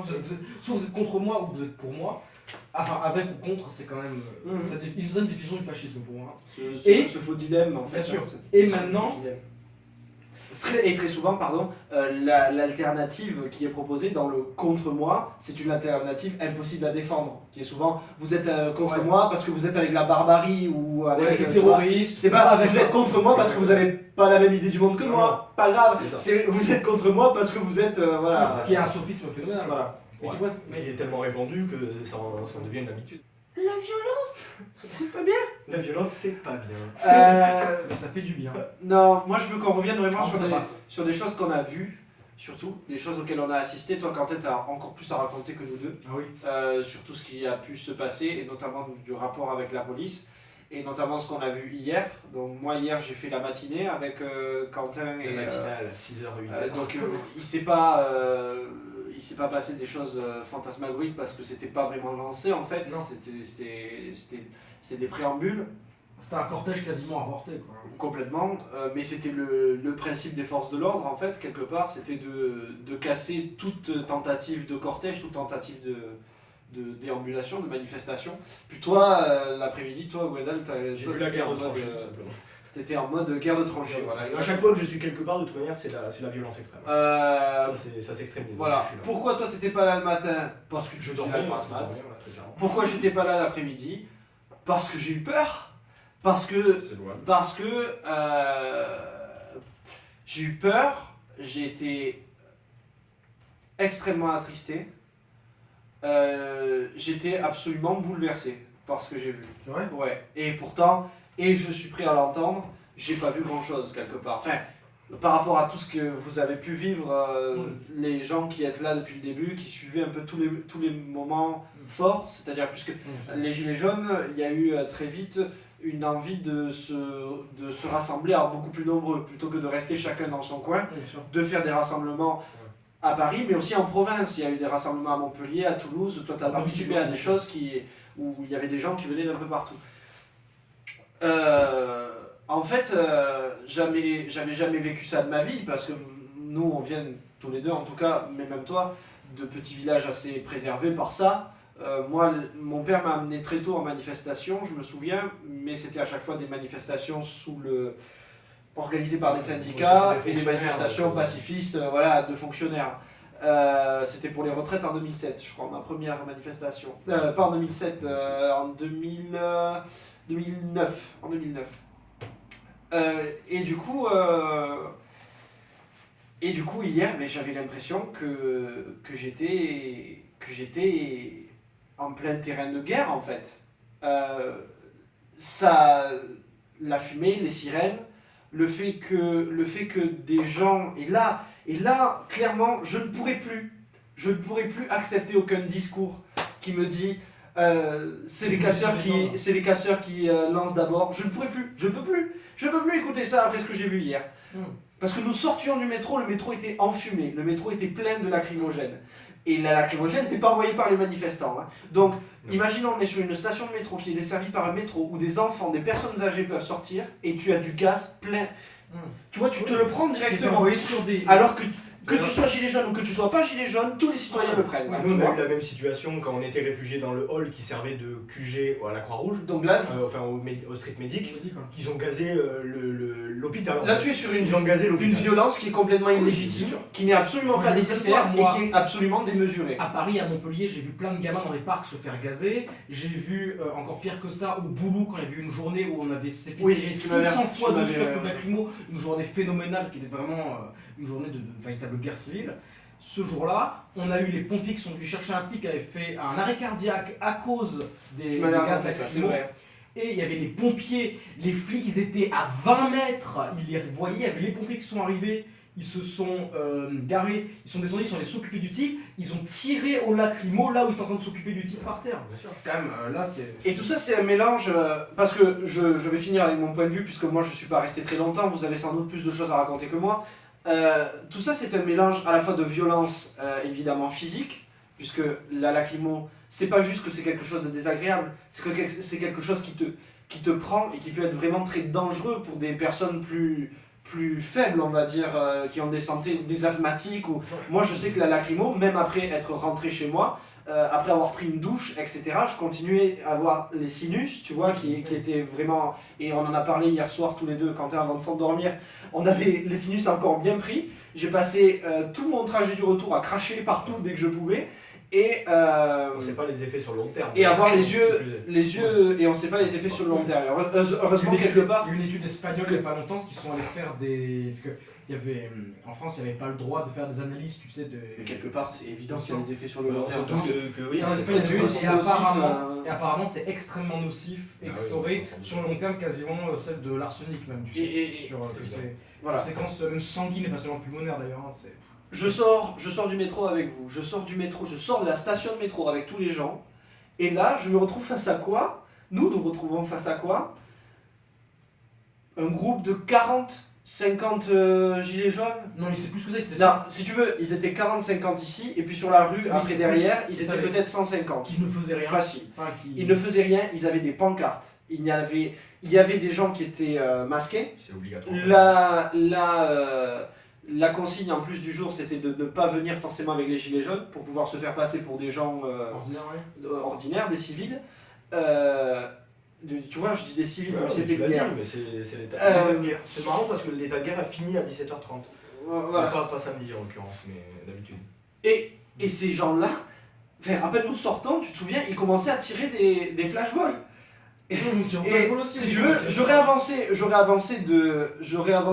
tu vois, le métro serait arrivé 2 minutes avant, j'étais parti pour avancer un peu plus, malgré le fait que les policiers étaient, tu vois, s'ils étaient face à face, il devait y avoir, je sais pas, 40 mètres qui les séparaient, manifestants et policiers, peut-être 50 mètres. Moi, mon réflexe, ça aurait été pour rejoindre les manifestants d'avancer, je me la serais prise en fait, tu vois, alors que j'avais rien demandé et que j'étais même pas encore dans la manifestation. Et puis après, on s'est décalé, parce qu'on a vu que c'était tendu. Et derrière, moi j'ai commencé à avoir des actes de vandalisme du côté gilet jaune, mais c'était prémédité pour entraver les charges en fait.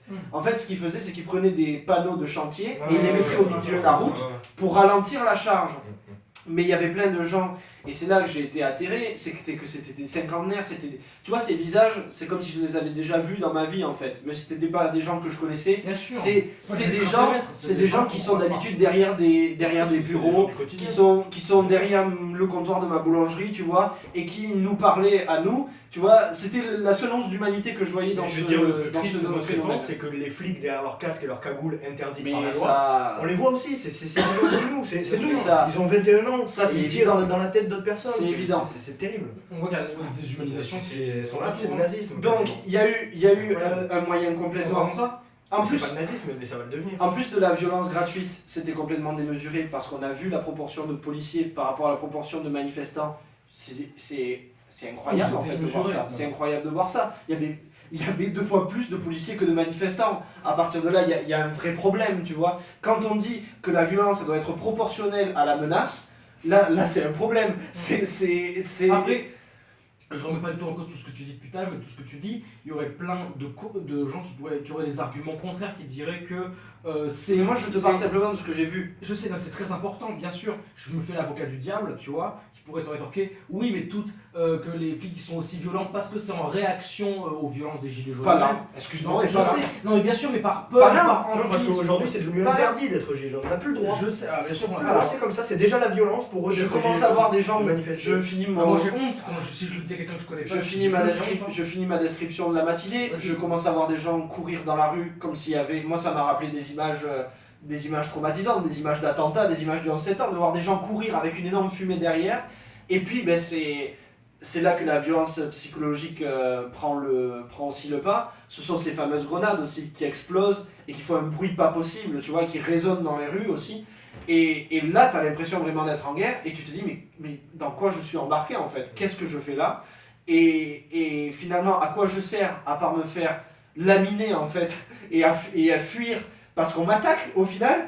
Et puis après, on a assisté à une charge aussi, Quentin, Oui. une charge à la fois de policiers qui étaient à pied et de policiers qui étaient sur des motos. Des voltigeurs. Des voltigeurs, exactement. Donc là, le réflexe, ça a été de se mettre, de s'asseoir en fait à côté d'un parc pour faire cause qu'on était personne. Mais on les a vus, les gilets jaunes qui étaient en face de nous. En fait, on les a un peu laissés à l'heure. Et les mecs les chargeaient alors que ces gens-là, le seul tort qu'ils avaient fait, c'était de se rassembler. Et il n'y a pas eu de sommation. Il n'y a pas eu de sommation. C'était la poursuite. Et on s'est retrouvé dans cette position qui, moi, a été, sans doute, j'avais jamais ressenti ça dans ma vie. C'est la position où on a été bloqué. Ça a été à ce moment-là qu'on a décidé de s'asseoir. C'est parce que on voyait la manifestation était là, tu vois, il y avait le groupe de gilets jaunes. En face, on savait qu'il y avait les policiers, on voyait le cordon.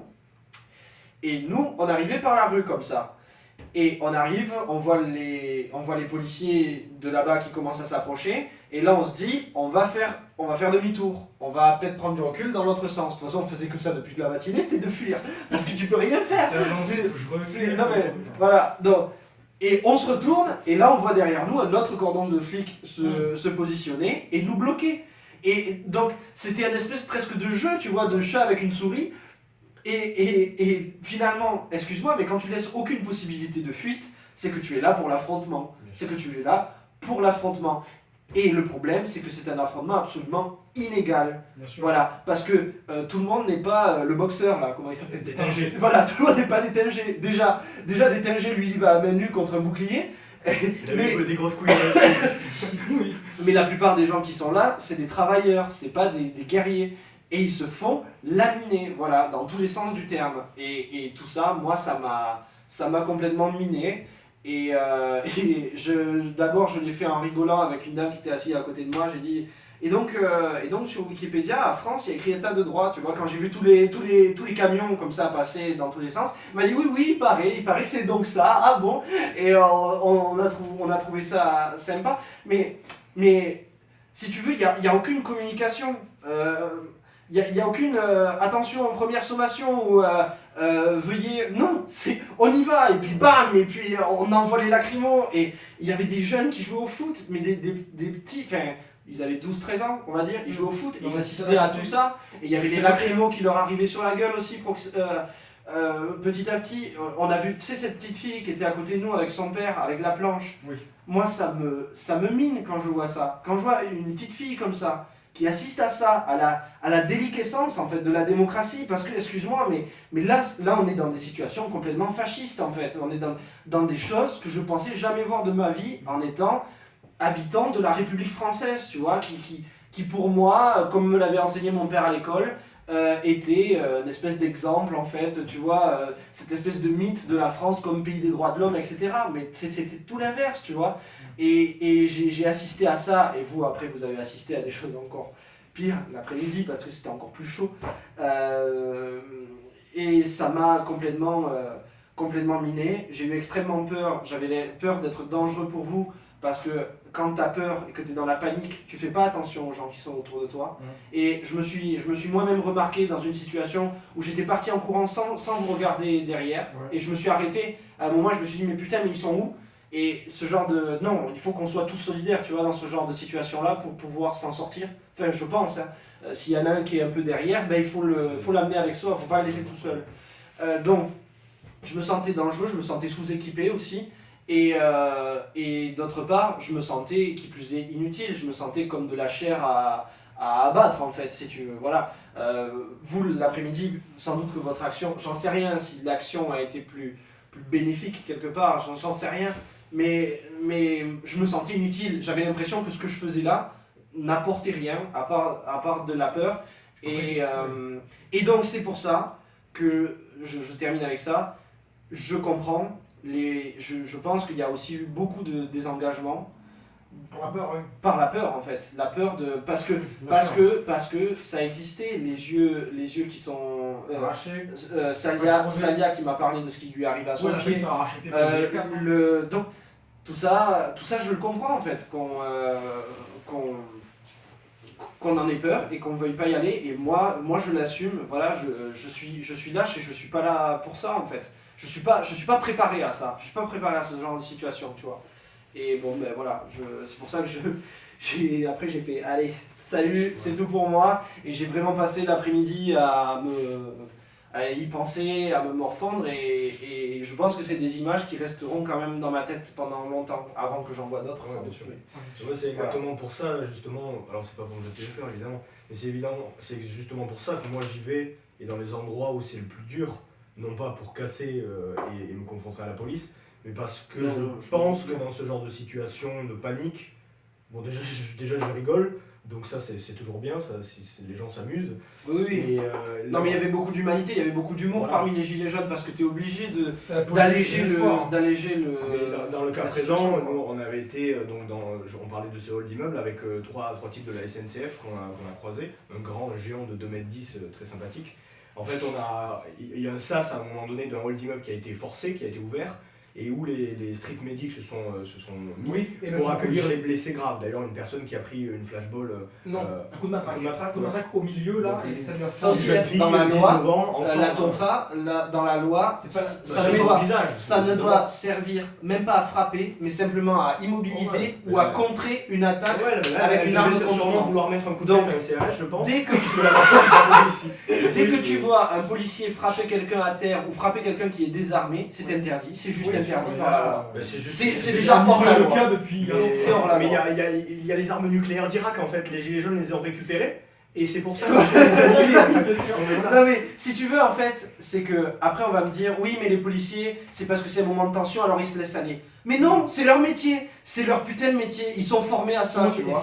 Si la bavure est généralisée comme ça, c'est vraiment la preuve. Ils sont formés à garder leur sang-froid dans ce genre de situation et à suivre les Et procédures. à mon avis, parce que ce dont on parle jamais, c'est la formation qu'ils reçoivent avant les manifs. Mais moi je On pense ne connaît que pas c'est- évidemment parce qu'il n'y a pas eu encore de c'est service ça. repensé. On peut même pas les blâmer parce qu'ils font mal leur travail, parce qu'ils font exactement ce qu'on leur Mais demande. mais- C'est la mais demande sans qui nul est doute. faite. Mais- Et mais- moi je suis pas anti-flic parce que j'ai pas envie. Le policier, c'est un homme comme moi, et lui il devrait être avec les manifestants. Mais Et le plus complètement, terrible, c'est qu'il est mais on pris est d'accord. dans un corps. Il est plus humain. C'est pour ça que je disais c'est quasiment le nazisme. Parce que pris dans son uniforme, pris dans son Il corps, devient une espèce de masse. terminé, c'est la machine. Déjà, J'ai tiré à la tête de quelqu'un, mais c'est pas moi, on me l'a demandé. il faut là, Voilà. il faut dire les choses aussi. C'est pas tous les c'est pas tous les policiers qui sont mobilisés dans ce genre de situation. C'est une certaine type de policier déjà. Et d'un autre côté, il faut mettre à plat les choses. Moi, dans quelques errances qui étaient vraiment bêtes, j'ai pu penser qu'il puisse exister des communautés sans police, mais en vérité, les policiers sont nécessaires. Les policiers sont nécessaires en général au maintien de la démocratie, et ils sont censés être là. Pour moi, l'image d'un policier, c'est de quelqu'un qui protège le peuple, Bien sûr. pas qui l'agresse. Ouais, bien sûr. Ouais, c'est extrêmement représentatif de ce qu'une société désire ou non. Mais voilà. police, Et je Il y suis a des sûr que conflits, parmi les et- policiers, il y a des gens terrible, il y a des gens qui s'en veulent. Ça existait, hein, des policiers qui ont démissionné Ah après. oui, oui, bien sûr. Ce sont des êtres humains, et en plus, le pire, c'est que c'est pour prendre des mots un peu clichés, c'est le prolétariat qui attaque les policiers. Eh C'est pas des bourgeois, Parce que c'est les des pauvres, gens qui galèrent autant que les Ils autres. sont tu vois. contraints par leur pension militaire. Mais complètement, police. voilà. En Oui, plus, bien sûr. plus ils sont violents, plus on leur donne d'argent. On est et c'est- cannibale, c'est tout. Bien sûr, mais leur position est toute. Enfin, on devrait être triste pour eux. Mais le fait est que, en fait, sur le terrain, l'ennemi c'est eux. Et bien voilà. C'est ça. C'est Le ça. problème, c'est qu'ils ne protègent pas les citoyens, ils protègent le gouvernement. Voilà, Oui. ils protègent ils protègent les puissants, quoi. Voilà. Parce que sur Place d'Italie, je sais pas qui c'est qui a commencé, et on s'en fout finalement, qui a jeté la première pierre.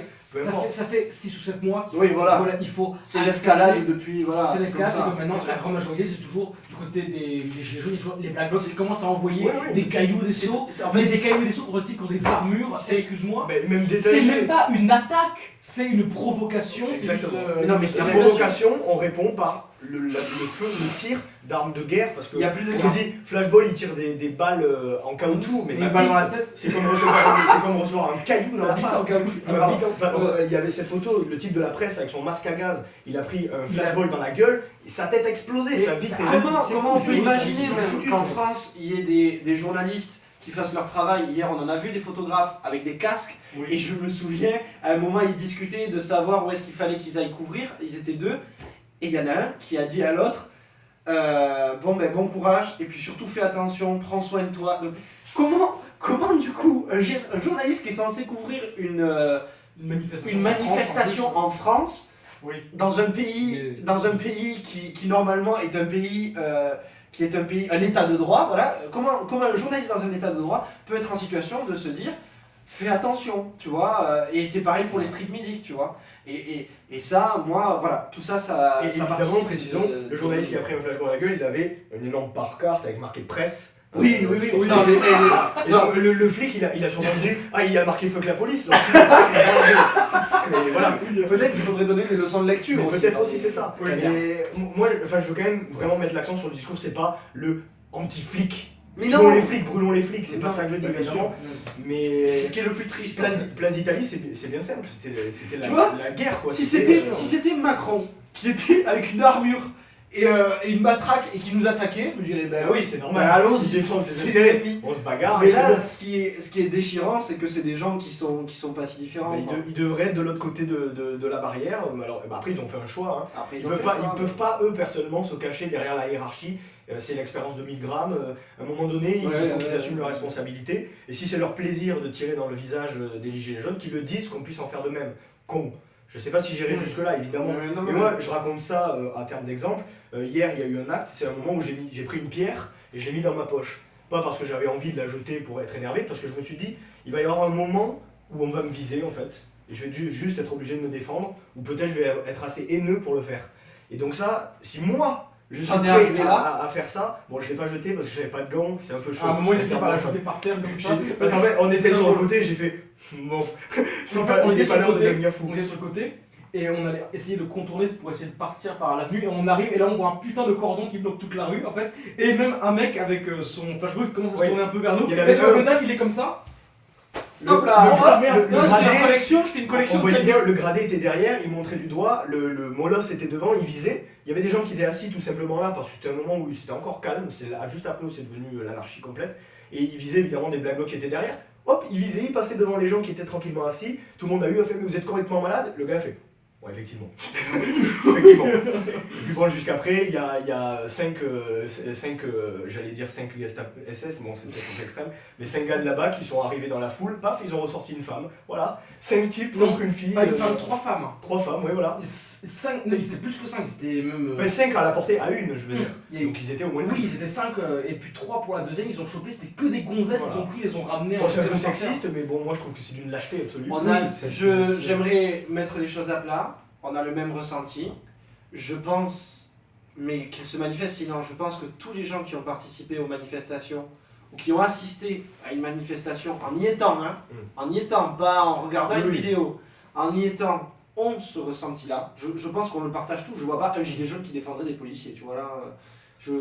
Ben alors, enfin, en tout cas pour l'expérience, s'il a jusqu'ici évité les violences policières, c'est très bien, mais samedi c'était impossible, Voilà. parce qu'on a été parqué sur Quelqu'un la qui était place, présent là. et puis c'est devenu Qui que l'explosion ce partout. soit pouvait. Interdit de Donc- sortir, tu es dans la place, tu te bats, c'est terminé. Moi j'ai Il juste a plus envie le de choix. dire quelque chose maintenant.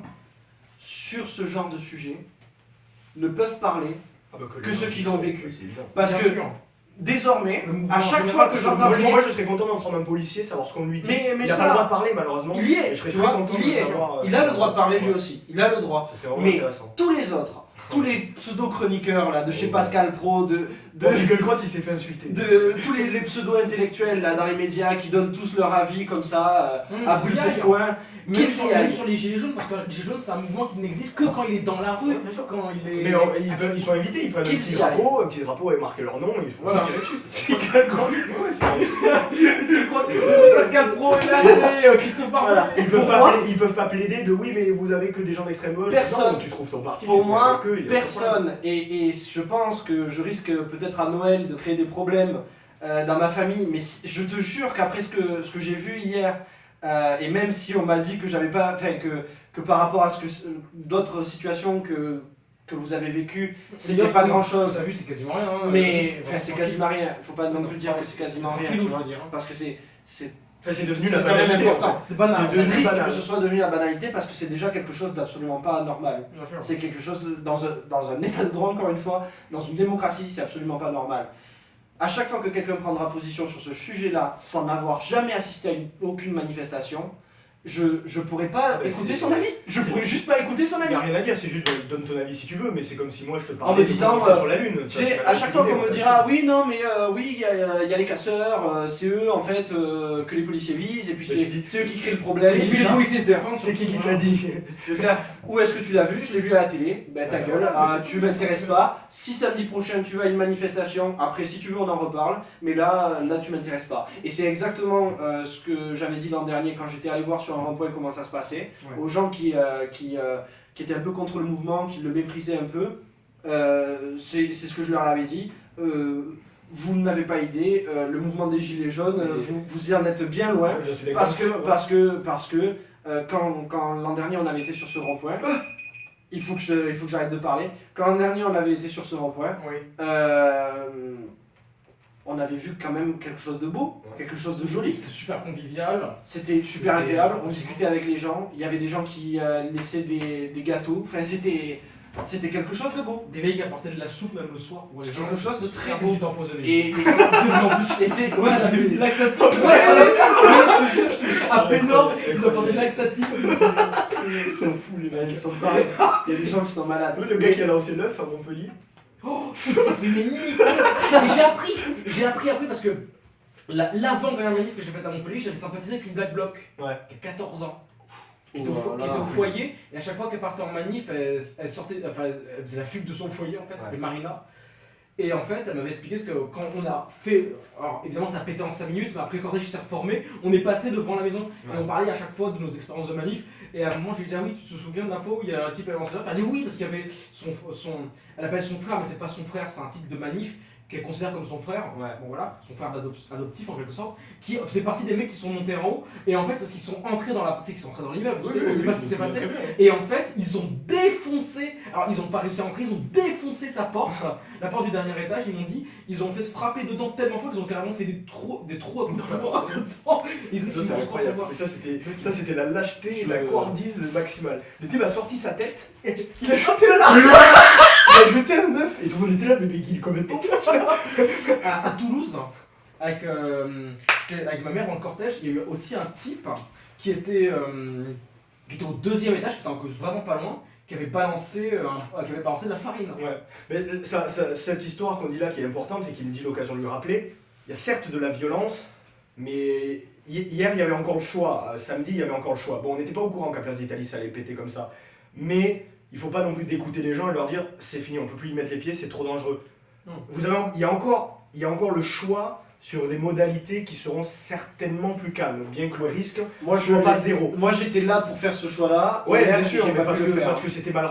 Hier, c'était encore compliqué parce qu'il y avait des groupes partout. Il y a des endroits où ça s'est plutôt bien passé à un moment de la journée, et il y a un endroit où ça a été extrêmement ciblé. En fait, ce que je dis, c'est à la fois vrai et faux, mais je voudrais pas dégoûter les gens quand même de participer. Non, Parce qu'il faut pas dire aux gens, si vous venez, c'est pour vous battre. fait, moi, j'y vais pas pour me battre personnellement. Moi, j'y vais pour aider si je peux aider. Au moment où je peux aider, je vais pas lancer une pierre. J'ai déjà fait un fuck. Bon, ok, d'accord, je regrette. Désolé, j'ai déjà fait un fuck, mais c'est mon père qui m'a appris.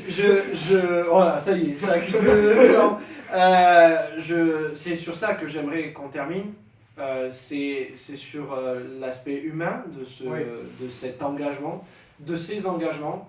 À chaque fois que moi j'ai participé à une manifestation dans ma vie, parce que les Gilets jaunes ça a été aussi très pacifique à un moment, tu te souviens d'une manif à Montpellier qui avait été extrêmement calme, qui avait peut-être dégénéré dans une deuxième partie de soirée, quand ça ne ressemblait plus à une manifestation, mais quand c'était vraiment, il ne restait plus que les gens qui voulaient vraiment se battre, quoi, voilà. Les flics. Voilà. Quelque part, il y a aussi un enrichissement humain non, qui ressort de ces expériences. Je pense Quentin, que tu es bien placé pour en parler. Tu as rencontré des gens. C'est plus important parce qu'au-delà de la montée de la spirale de la violence des deux côtés, parce que Le problème, c'est que même les gilets jaunes, maintenant, on se retrouve face à un faux choix, parce que c'est pas un vrai choix, un faux choix de est-ce qu'on sera bien obligé de se battre, obligé d'être radical, ou est-ce qu'on peut continuer juste à manifester dans la rue avec des pancartes, tu vois, c'est ça l'impasse dans laquelle on est. Et au-delà de cette spirale de la violence et ce sentiment de surplace, ce qui pour moi est le plus important avec le mouvement des gilets jaunes, vraiment ce qu'il a révélé le plus important, c'est que pour moi le peuple français n'existe plus depuis au moins la Seconde Guerre mondiale. Alors là, Tu vois, Quentin, je peux ça pas, regarde Quentin, pas je toi. peux pas, Oui. je peux pas te suivre Mais parce un que là, peuple. dans le contexte de Oui. cette discussion, je voudrais qu'on reste sur des témoignages, des ressentis personnels. Mais si tu commences à J'allais sortir des grandes théories sur Non, le mais peuple j'allais français venir, n'existe j'allais plus venir. depuis la Seconde Guerre mondiale, excuse-moi, mais on pourra pas forcément te suivre, tu vois. Tu peux pas Je faire sais, des grandes mais affirmations. j'arrive parce que c'est pour parler de moi, enfin de mon ressenti après. J'estime que le peuple français n'existe pas, tout simplement, au sens vraiment de peuple, comme quelque chose, une espèce de... Parce que c'est très difficile à définir le peuple, tu vois, c'est très important. Est-ce que c'est quoi une masse en mouvement qui ne fait que réagir à un contexte? Est-ce que c'est, comment dire, un ensemble qui a des valeurs et une culture commune? Normalement, c'est ça. Un Normalement, idéal c'est commun. ça. Bon, Viens- là, en ce voilà, sens-là, je viens- pense viens que à en c'est- Ça fait. n'existe pas. Et moi, on m'a toujours parlé du peuple, tu vois. Et moi, je l'ai jamais vu, tout simplement. Tu vois ce que je veux dire? J'ai jamais ressenti le peuple en France. Et depuis le début du mouvement des Gilets jaunes, c'est la première fois de ma vie que j'ai le sentiment qu'il y a un peuple français. Et quand on me demande, on m'a souvent demandé c'est quoi les Gilets jaunes, tu vois. Et c'est difficile à définir. Moi, je dis toujours, c'est les Français qui sont conscients qu'ils sont un peuple et qui essayent d'en devenir un, d'en redevenir un. Alors évidemment, c'est très abstrait. Mais moi, je pense que j'ai quand même saisi quelque chose quand j'ai pensé ça la première fois. Parce que, au-delà du fait que ça a rassemblé beaucoup de gens, quels que soient les clivages politiques, ce qui est quand même extrêmement important, surtout en France, qui est gangréné par le réseau d'influence et de mafia de chaque parti, qui sont des faux clivages qui n'ont aucun intérêt d'ailleurs. Ça, c'est très important. Ensuite, le fait de pouvoir s'écouter, pas seulement de la souffrance sociale, mais tout simplement d'avoir, tu vois, des liens, de construire des liens avec des personnes, parce que je veux dire, avec ma mère, on a Que tu aurais jamais des amis. rencontré ailleurs. Ce qui est fascinant, tu vois, par exemple, ma mère, il y a 1 an et demi, son groupe d'amis le plus proche avec qui j'aurais organisé son anniversaire surprise. 1 an et demi après l'anniversaire surprise que j'ai organisé pour le 31 octobre, 31 c'est ma fête, le 30 octobre, et ben c'était quasiment des gilets jaunes. C'est drôle, tu J'ai vois. pas saisi. Ouais, je pense que Il y a eu, c'était la fête à Quentin le 31. on a découvert des gens avec qui je pense qu'on ne sera peut-être jamais rencontrés, pas forcément d'atomes en commun, mais juste avec une lutte commune, tu vois, pas des rencontres qui sont dues au hasard de la vie, pas non plus des rencontres forcées par besoin de pas être seul, tu vois. Même si dans les Gilets jaunes, j'ai rencontré beaucoup de gens, et ça c'est une triste réalité, mais énormément par contre, qui ont rejoint ce mouvement. Il y a ceux qui le rejoignent par souffrance sociale parce qu'ils sont au bout du rouleau et qu'ils n'ont pas d'autre, voilà. Ceux qui vont par solidarité, c'est plutôt mon cas, c'est Plutôt bien aussi. à moitié sur le même Non, aussi, c'est bien. voilà. C'est juste parce qu'on ne peut pas supporter l'injustice que supportent certaines personnes et que la proposition des Gilets jaunes, si c'est un mouvement qui est vraiment émancipé, qui est vraiment cohérent, organique, peut vraiment être souhaitable, tu vois. Mais il y a une très très grande partie des Gilets jaunes qui est pour une raison d'immense solitude et qu'en fait c'est une solitude qui est même pas sociale, qui est une solitude même existentielle et qui dans ce mouvement ont rencontré des amis et se sont sentis exister.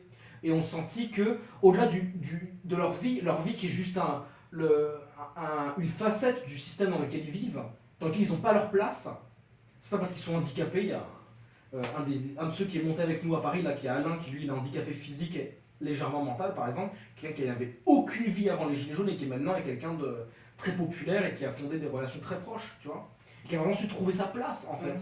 Parce que dans un mouvement pareil, tu trouves rapidement ta place dans ce que tu peux faire, ce que tu peux apporter aux autres dans les maisons du peuple. Parce que les maisons, dans la collaboration entre toutes les différents profils de personnes en fait. Et en même temps, ça permet une très grande écoute. Ça permet en plus, ce que permet ce mouvement aussi, c'est, même si beaucoup restent campés sur leur position, voire certains se radicalisent de plus en plus dans des idéaux et des visions stupides, parce qu'il y a beaucoup d'idiots, des gens parmi les Gilets jaunes que je méprise. Je ne vais pas dire le contraire, je trouve une bêtise absolue. Oui, mais Je me rappelle- c'est ça Voilà. une population quelque part, c'est Et des... représentative aussi de la société Je dis française. pas le contraire. C'est pour Mais ça. par exemple, pour reprendre l'exemple, quand il y a eu la manif à Montpellier il n'y a pas si longtemps, il y avait une bagnole de flics municipaux qui avait cramé, qui, moi, je suis pas seul à le penser, avait été mise là exprès pour pouvoir être cramée, enfin pour pouvoir attirer les black blocs, parce que en fait, là où elle était garée, il n'y avait pas de flic municipal.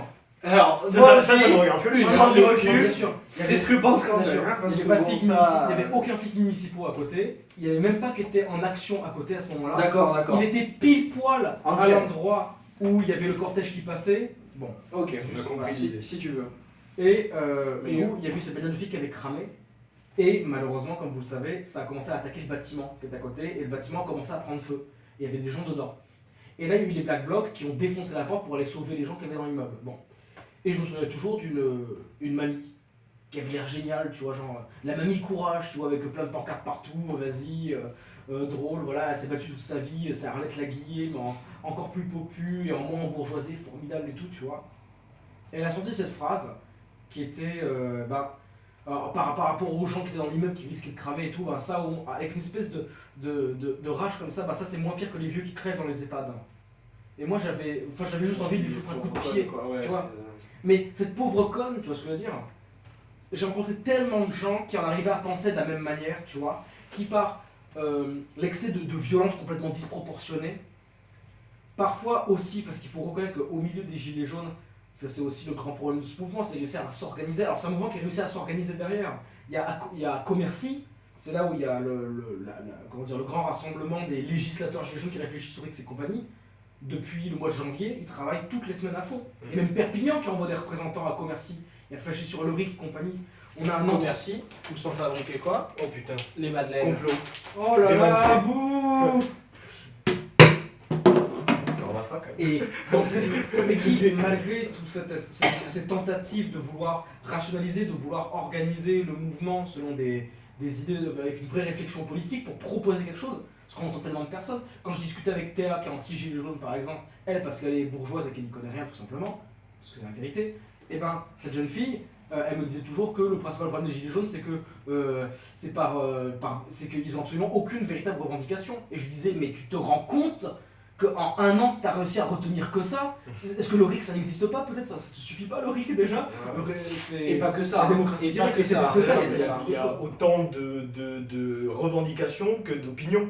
Il y a toutes les revendications qui sont utiles pour Oui, les non, mais gens. en plus, quoi. ils ont réussi, et ce très rapidement, avant décembre 2018, à les lister, les revendications quand même Il y a une liste. principales. Après, Et le moi j'ai RIC, bien peur qu'il y ait c'est quand un même, groupe de tête qui là- il y a un groupe de tête qui a pris le pouvoir aux dépens de certains qui ne s'y reconnaissent plus du tout. En tout cas les listes Bon, sont je pas suis d'accord. pas Il y a les petits chefs, malheureusement dans tout mouvement il y a les petits chefs Toujours et ça petits c'est chefs, malheureux. mais encore on a réussi encore relativement, je dis à échelle nationale à échapper à ça. Ouais. Échelle locale oui, il y a d'ailleurs Perpignan qui s'est écroulé comme ça, c'est pour ça que Ouais. Perpignan c'est rapidement parti. Après il y a des représentants, moi je suis le premier à te dire qu'on a besoin de Il en représentants, faut, hein, c'est C'est obligatoire. évident. Des porte-parole. À part sinon on met tous des max d'Anonymous, c'est V pour Vendetta et voilà, c'est autre chose tu vois.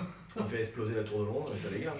Enfin la tour Eiffel. Bref, Non la tour de Londres, Et je j'ai voulais vendu juste comme touche finir à un par bâtiment rapport français. à un monsieur. message positif par rapport à tout ça, c'est que voilà, malgré toutes ces dissensions politiques, ce sentiment vraiment maintenant d'impasse en quelque sorte, même pas seulement dans la pérennité du mouvement, mais aussi dans le fait qu'il y a un point de non-retour qui est atteint, c'est-à-dire soit on se comporte tous, c'est ça qui est fascinant c'est que comment un mouvement devient fasciste. C'est parce qu'au bout d'un moment, si un mouvement veut fonctionner, il faudra que tout le monde se normalise, que tout le monde aille dans la radicalité pour qu'il puisse fonctionner. Et à partir de ce moment-là, il y aura un point de non-retour. Et pour qu'il existe une fois qu'il est au pouvoir, il faudra que tout le monde se normalise, que tout le monde... Enfin, ça, c'est un énorme problème. Et en fait, non, mais attends. C'est soit la dictature du prolétariat, soit ça va tellement de soi que tout le monde est d'accord. Moi je suis plutôt... voilà. Il y a un moment donné où il faut forcer les choses peut-être. encore une fois, les gars, je veux pas qu'on soit trop présomptueux ni sur l'avenir, ni sur nos connaissances. C'est pas moi qui le nos dis, c'est analyses Lénine. sur le passé. Mais Si je Lénine le dit, c'est bon. parlais pas de ça, mais Voilà, merci. Je parlais de ça pour le pouvoir- but aujourd'hui, c'est pas de. Voilà. Je disais malgré que. T'as bien je disais- des grandes- Je disais malgré que. C'est-à-dire malgré tous ces problèmes-là, en fait, tu vois, qu'on peut sentir, c'est que il faut prendre les Gilets jaunes comme une proposition comme une invitation, en fait, tu vois, une invitation à pouvoir. À tout simplement pouvoir écouter, sentir d'autres personnes, pouvoir vraiment sentir ce mouvement populaire qui, à mon avis, n'a pas été vu en France depuis extrêmement longtemps, tu vois. sentiment, tu vois, de rassemblement, Une longueur, c'est quand même assez Oui, incroyable. aussi long. Non, moi j'y aurais pas cru. Personnellement, je disais 2 mois, 3 mois maximum. Mais moi, je pensais qu'à la fin de l'été, c'était fini. Moi, je pensais pas à la reprise en septembre. Et ça a Mais vraiment il y a eu évidemment, ça avait basculé. Là, Juillet, c'était août, très c'était faiblard. vraiment. Mais là, le- c'est ce week-end, évidemment, Oui.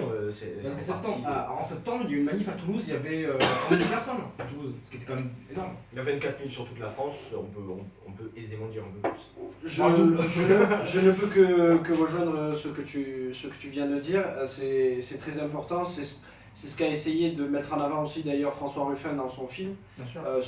Ce lien social qui se crée aussi au sein des ronds-points, au sein des manifestations. Je pense ce qu'on peut conclure, on va dire, maintenant, cette émission, à moins que tu aies quelque chose à... Moi je rajouter dis, de ton côté. au-delà du film de Ruffin, non mais c'est très sérieux. Je sais pas, parce que j'ai vu ton Oui, œil. donc, en fait, J'ai vu ton œil qui j'explique frise. aux téléspectateurs, je parle à une téléspectateur, je parle à une fille en même temps, parce que D'accord. finalement l'amour reste quand même plus important que la violence. Bon, c'est pas ma meuf, hein, qu'on soit d'accord. Elle peut l'être ou pas?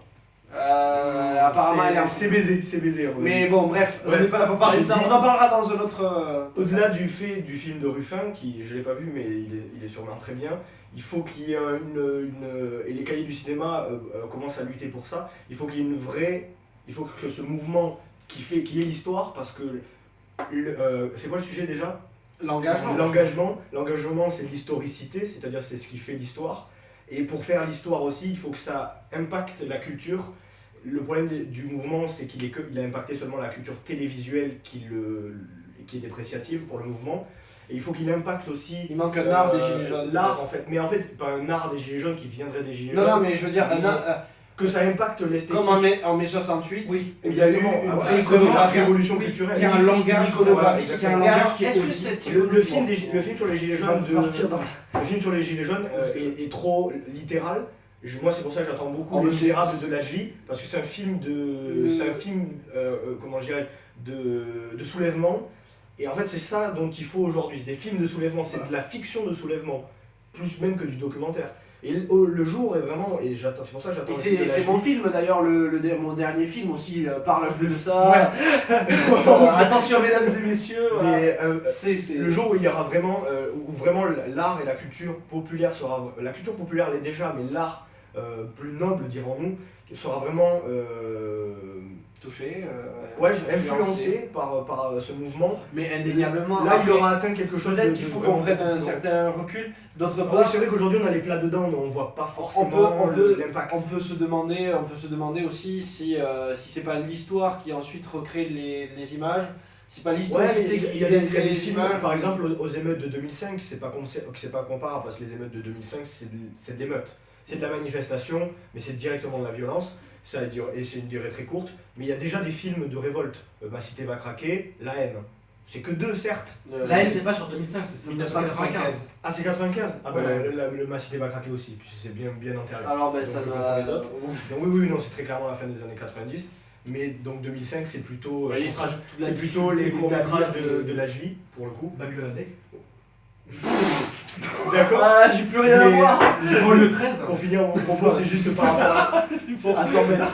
par rapport à ça, parce que Alors- c'est avant tout le seul sujet sur lequel j'accepte de vraiment parler et j'accepte de dire que j'y connais.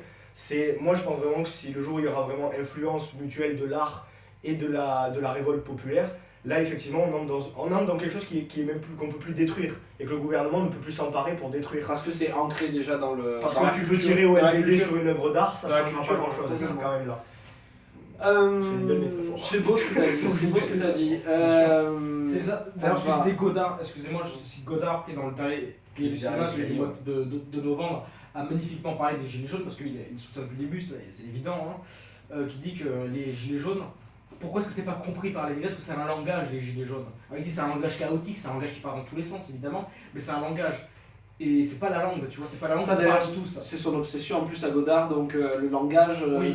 depuis récemment, Attends, le langage, c'est c'est- peut-être toujours d'ailleurs. Oui. Toujours. Mais le problème, tu vois, le langage c'est extrêmement important, c'est que les Gilets jaunes ne sont pas compris, parce que c'est un langage qui est polyphonique, qui est extrêmement. Il n'y a peut-être pas forcément la culture, parce que moi, quand je suis avec les Gilets jaunes, il y en a beaucoup, je me rends compte, ils n'arrivent pas à exprimer et à être intelligents dans leurs idées, parce qu'ils n'ont pas la culture et les mots pour le dire, tout simplement. et je pourrais devenir professeur populaire, sauf que non, parce que... Non, mais Après, c'est pour ça qu'il y a besoin d'artistes. qui s'en Bien emparent. sûr. Le problème, c'est qu'il y a beaucoup d'artistes qui les méprisent énormément parce qu'ils appartiennent à une certaine caste. Ah bah là vous vous en venez à l'idée du livre que j'ai... Mais non, mais c'est pas la même idée. Non mais si, ah je te jure que c'était ça qu'il disait. Parce que le cinéma français, il est pas embourgeoisé. Il disait le cinéma français est embourgeoisé, même des gens comme Mathieu Amalric qui sont des révoltés naturels ne vont pas auprès des gilets jaunes pour faire des films et on se retrouve qu'avec Ruffin. C'est ce que dit. À la fois c'est On vrai. se ça retrouve se qu'avec conçoit, Ruffin. mais c'est facile à contrer, voilà, il suffit de. Il dit La par rapport à Julie, mai 68, il n'y avait pas où Godard était. Oui, mais la Julie, c'est pas un ancien voilà. artiste comme Mathieu Amalric. Mathieu Amalric, c'est Non, mais pro de il y a une l'embourgeoisement. nouvelle génération, on s'en fout de l'embourgeoisement, c'est la génération qui Bien qui sûr, est en train de vivre. mais c'est les d'accord. cinéastes de maintenant. C'est nous bientôt, c'est ceux juste avant nous. Moi je dis Lajli Nous parce que bientôt, vraiment- non, nous maintenant. Oui, bien sûr, mais ouais, quand on va faire nos preuves. Moi, pour l'instant, j'ai encore des affaires à régler avec des films bêtes et linéaires, mais après, on en pensera plus tard. Mais des cinéastes, moi, je parle beaucoup de Lajli parce que vraiment, c'est le film qui à mon avis, va être utile. Là, maintenant, J'attends le c'est le moment. film de Moi aussi, l'utilité j'ai très envie de- plus qu'autre chose, mais courtrage mais en général, Romain Gavras, il a beau faire un film de gangster, il fait un film sur la cité. Voilà, c'est des films de banlieue, Oui. peut-être. Bon, c'est encore autre chose, l'histoire de la banlieue. Mais les films révoltés aujourd'hui, il y en a. Enfin, c'est. Même En Liberté, et Dieu sait Non, si c'était pas très bien, ouais. c'est aussi une forme de révolte sociale. Ouais. Alors, je n'aime pas du tout le film, mais il y a un peu de ça. Là, on Même part question sur le de cinéma, on va jamais s'arrêter. Donc, moi, on peut peut-être conclure maintenant. Je trouve qu'on a fait on a dit beaucoup de choses, un c'est beau bien. panorama. Merci d'avoir regardé cette émission qui a quand même mêlé à la fois une discussion sur l'engagement, Gwendal qui draguait une meuf en direct. Non, En je direct discute, live. je discute. Non, en Je direct discute. live. Moi qui buvais énormément pour réagir à des propos de Quentin qui pour moi était assez fou de temps en temps, notamment quand il a mentionné le film Banlieue 13. Voilà, c'était l'extrême quand même. Voilà. Bien sûr que les gens qui regardent ça, à mon avis, les gens qui sont pas d'accord avec nous, Ouais, ils nous ont à lâché, ce moment-là, c'est dommage. ils nous ont largement Après, lâchés. c'est très facile de nous contredire, on va pas s'en cacher. hein. C'est très facile de nous contredire. Nous, on ne prétend pas détenir une vérité. On n'est pas là pour faire vraiment de prosélytisme ou détenir une vérité. Moi, ce que je voulais avec cette émission, c'était juste voilà, de faire ressortir des ressentis personnels, des choses vraiment à l'échelle de l'individu en fait, et pas des grandes théories. Et surtout à l'échelle d'individus qui sont sur le moment, qui sont sur l'instant, et pas de gens qui regardent de loin et qui disent ça c'est bien, ça c'est mal. Voilà, je pense que vous avez parlé vraiment Tout à fait avec d'accord, votre cœur j'espère. et avec... On a toujours tendance évidemment à édicter ce qu'on dit comme une règle générale, mais Non, c'est non, un mais ouais. défaut qu'on a. Après, Mais c'est votre, Voilà. c'est votre pensée, et vous avez eu le droit de l'exprimer. Je trouve que ça s'est plutôt bien passé. Je souhaite que ce soit assez bien... Je souhaite que ce soit assez bien organisé et pas trop... qu'on se soit pas trop éparpillé. J'espère aussi. Et puis surtout, en fait, ce qu'il y a, c'est que vraiment pour une première émission, on est allé sur un sujet qui était Ouais, vraiment c'est pas glissant, facile ouais. et très polémique. Donc là, le peu de public qui est venu, les 2-3 personnes qui sont venues nous voir, à mon avis, il y en a déjà 2 qui disent eux plus jamais. Mais c'est pas grave. c'est pas grave. Celles qui restent, qu'elles sachent que les prochaines fois, on va parler de plein de choses ici. Avec d'autres personnes que je connais, on va Je parler. serai pas là tout le temps, non, quand même. Non, on va parler Il vaut d'art, mieux pas. on va parler d'art, on va parler sans C'est doute. dommage que je sois pas là. Hein. On va parler d'art, on va parler sans doute de voyage, on va parler. Aussi vrai que je reviendrai. Est-ce que je peux reviendrai. putain de conclure? Non, c'est parce qu'on fait une émission ensemble en fait. On va parler d'art, on va parler de voyage, on va parler de sport, on va parler d'autres expériences de vie, on va parler de plein de choses différentes. Et on va parler sans doute de sentiments amoureux, que sais-je. Cet espace en fait que j'ai envie de créer, c'est pour que les gens qui m'entourent puissent s'exprimer sur quelque chose qui les touche de premier chef. Peut-être que vous reviendrez pour parler d'autre chose, parce qu'avec vous on ne parle pas que de gilets jaunes, bien heureusement. Pour récompenser, pour que ceux qui sont allés jusqu'à la fin, vraiment, je dis ceux, mais je suis un taré, il y aura vraiment 3 personnes qui Endormi, regardent c'est ça. imbécile. Voilà, il est endormi, c'est endormi. La personne qui, parce qu'en plus je vais faire très peu de montage, la personne qui sera allée jusqu'au bout, il faut qu'elle mette un mot en commentaire. Je propose que ce mot soit démiurge. Ah oui, c'est vrai que j'ai dit ça au début. Parce qu'il a dit C'est ça, le c'était un peu un délire, tu vois. Je ne sais pas si vous êtes d'accord. Et ça me prouvera que il y a au moins cette personne-là est allée jusqu'au bout. Vous êtes d'accord avec ça? Moi je suis Tout d'accord. à fait d'accord. Hein. Je le pompe complètement à un autre podcast que je regarde. Ouais. De Après, on peut faire un jeu 4 concours, minutes on peut lui d'enfant. faire gagner peut-être une Tesla. Bon, ça, c'est Godard qui s'y engage. Moi, j'ai pas les moyens. Oui, oui. Tu achètes et tu payes. paye. Hein. Ouais, ça Voilà. marche. Bonne soirée à vous. Voilà. Bonne vie à vous, Ouais, longue vie à vous, et prospérité surtout, Voilà. sur vous et votre entourage. Et puis bon, peut-être à bientôt pour une autre discussion.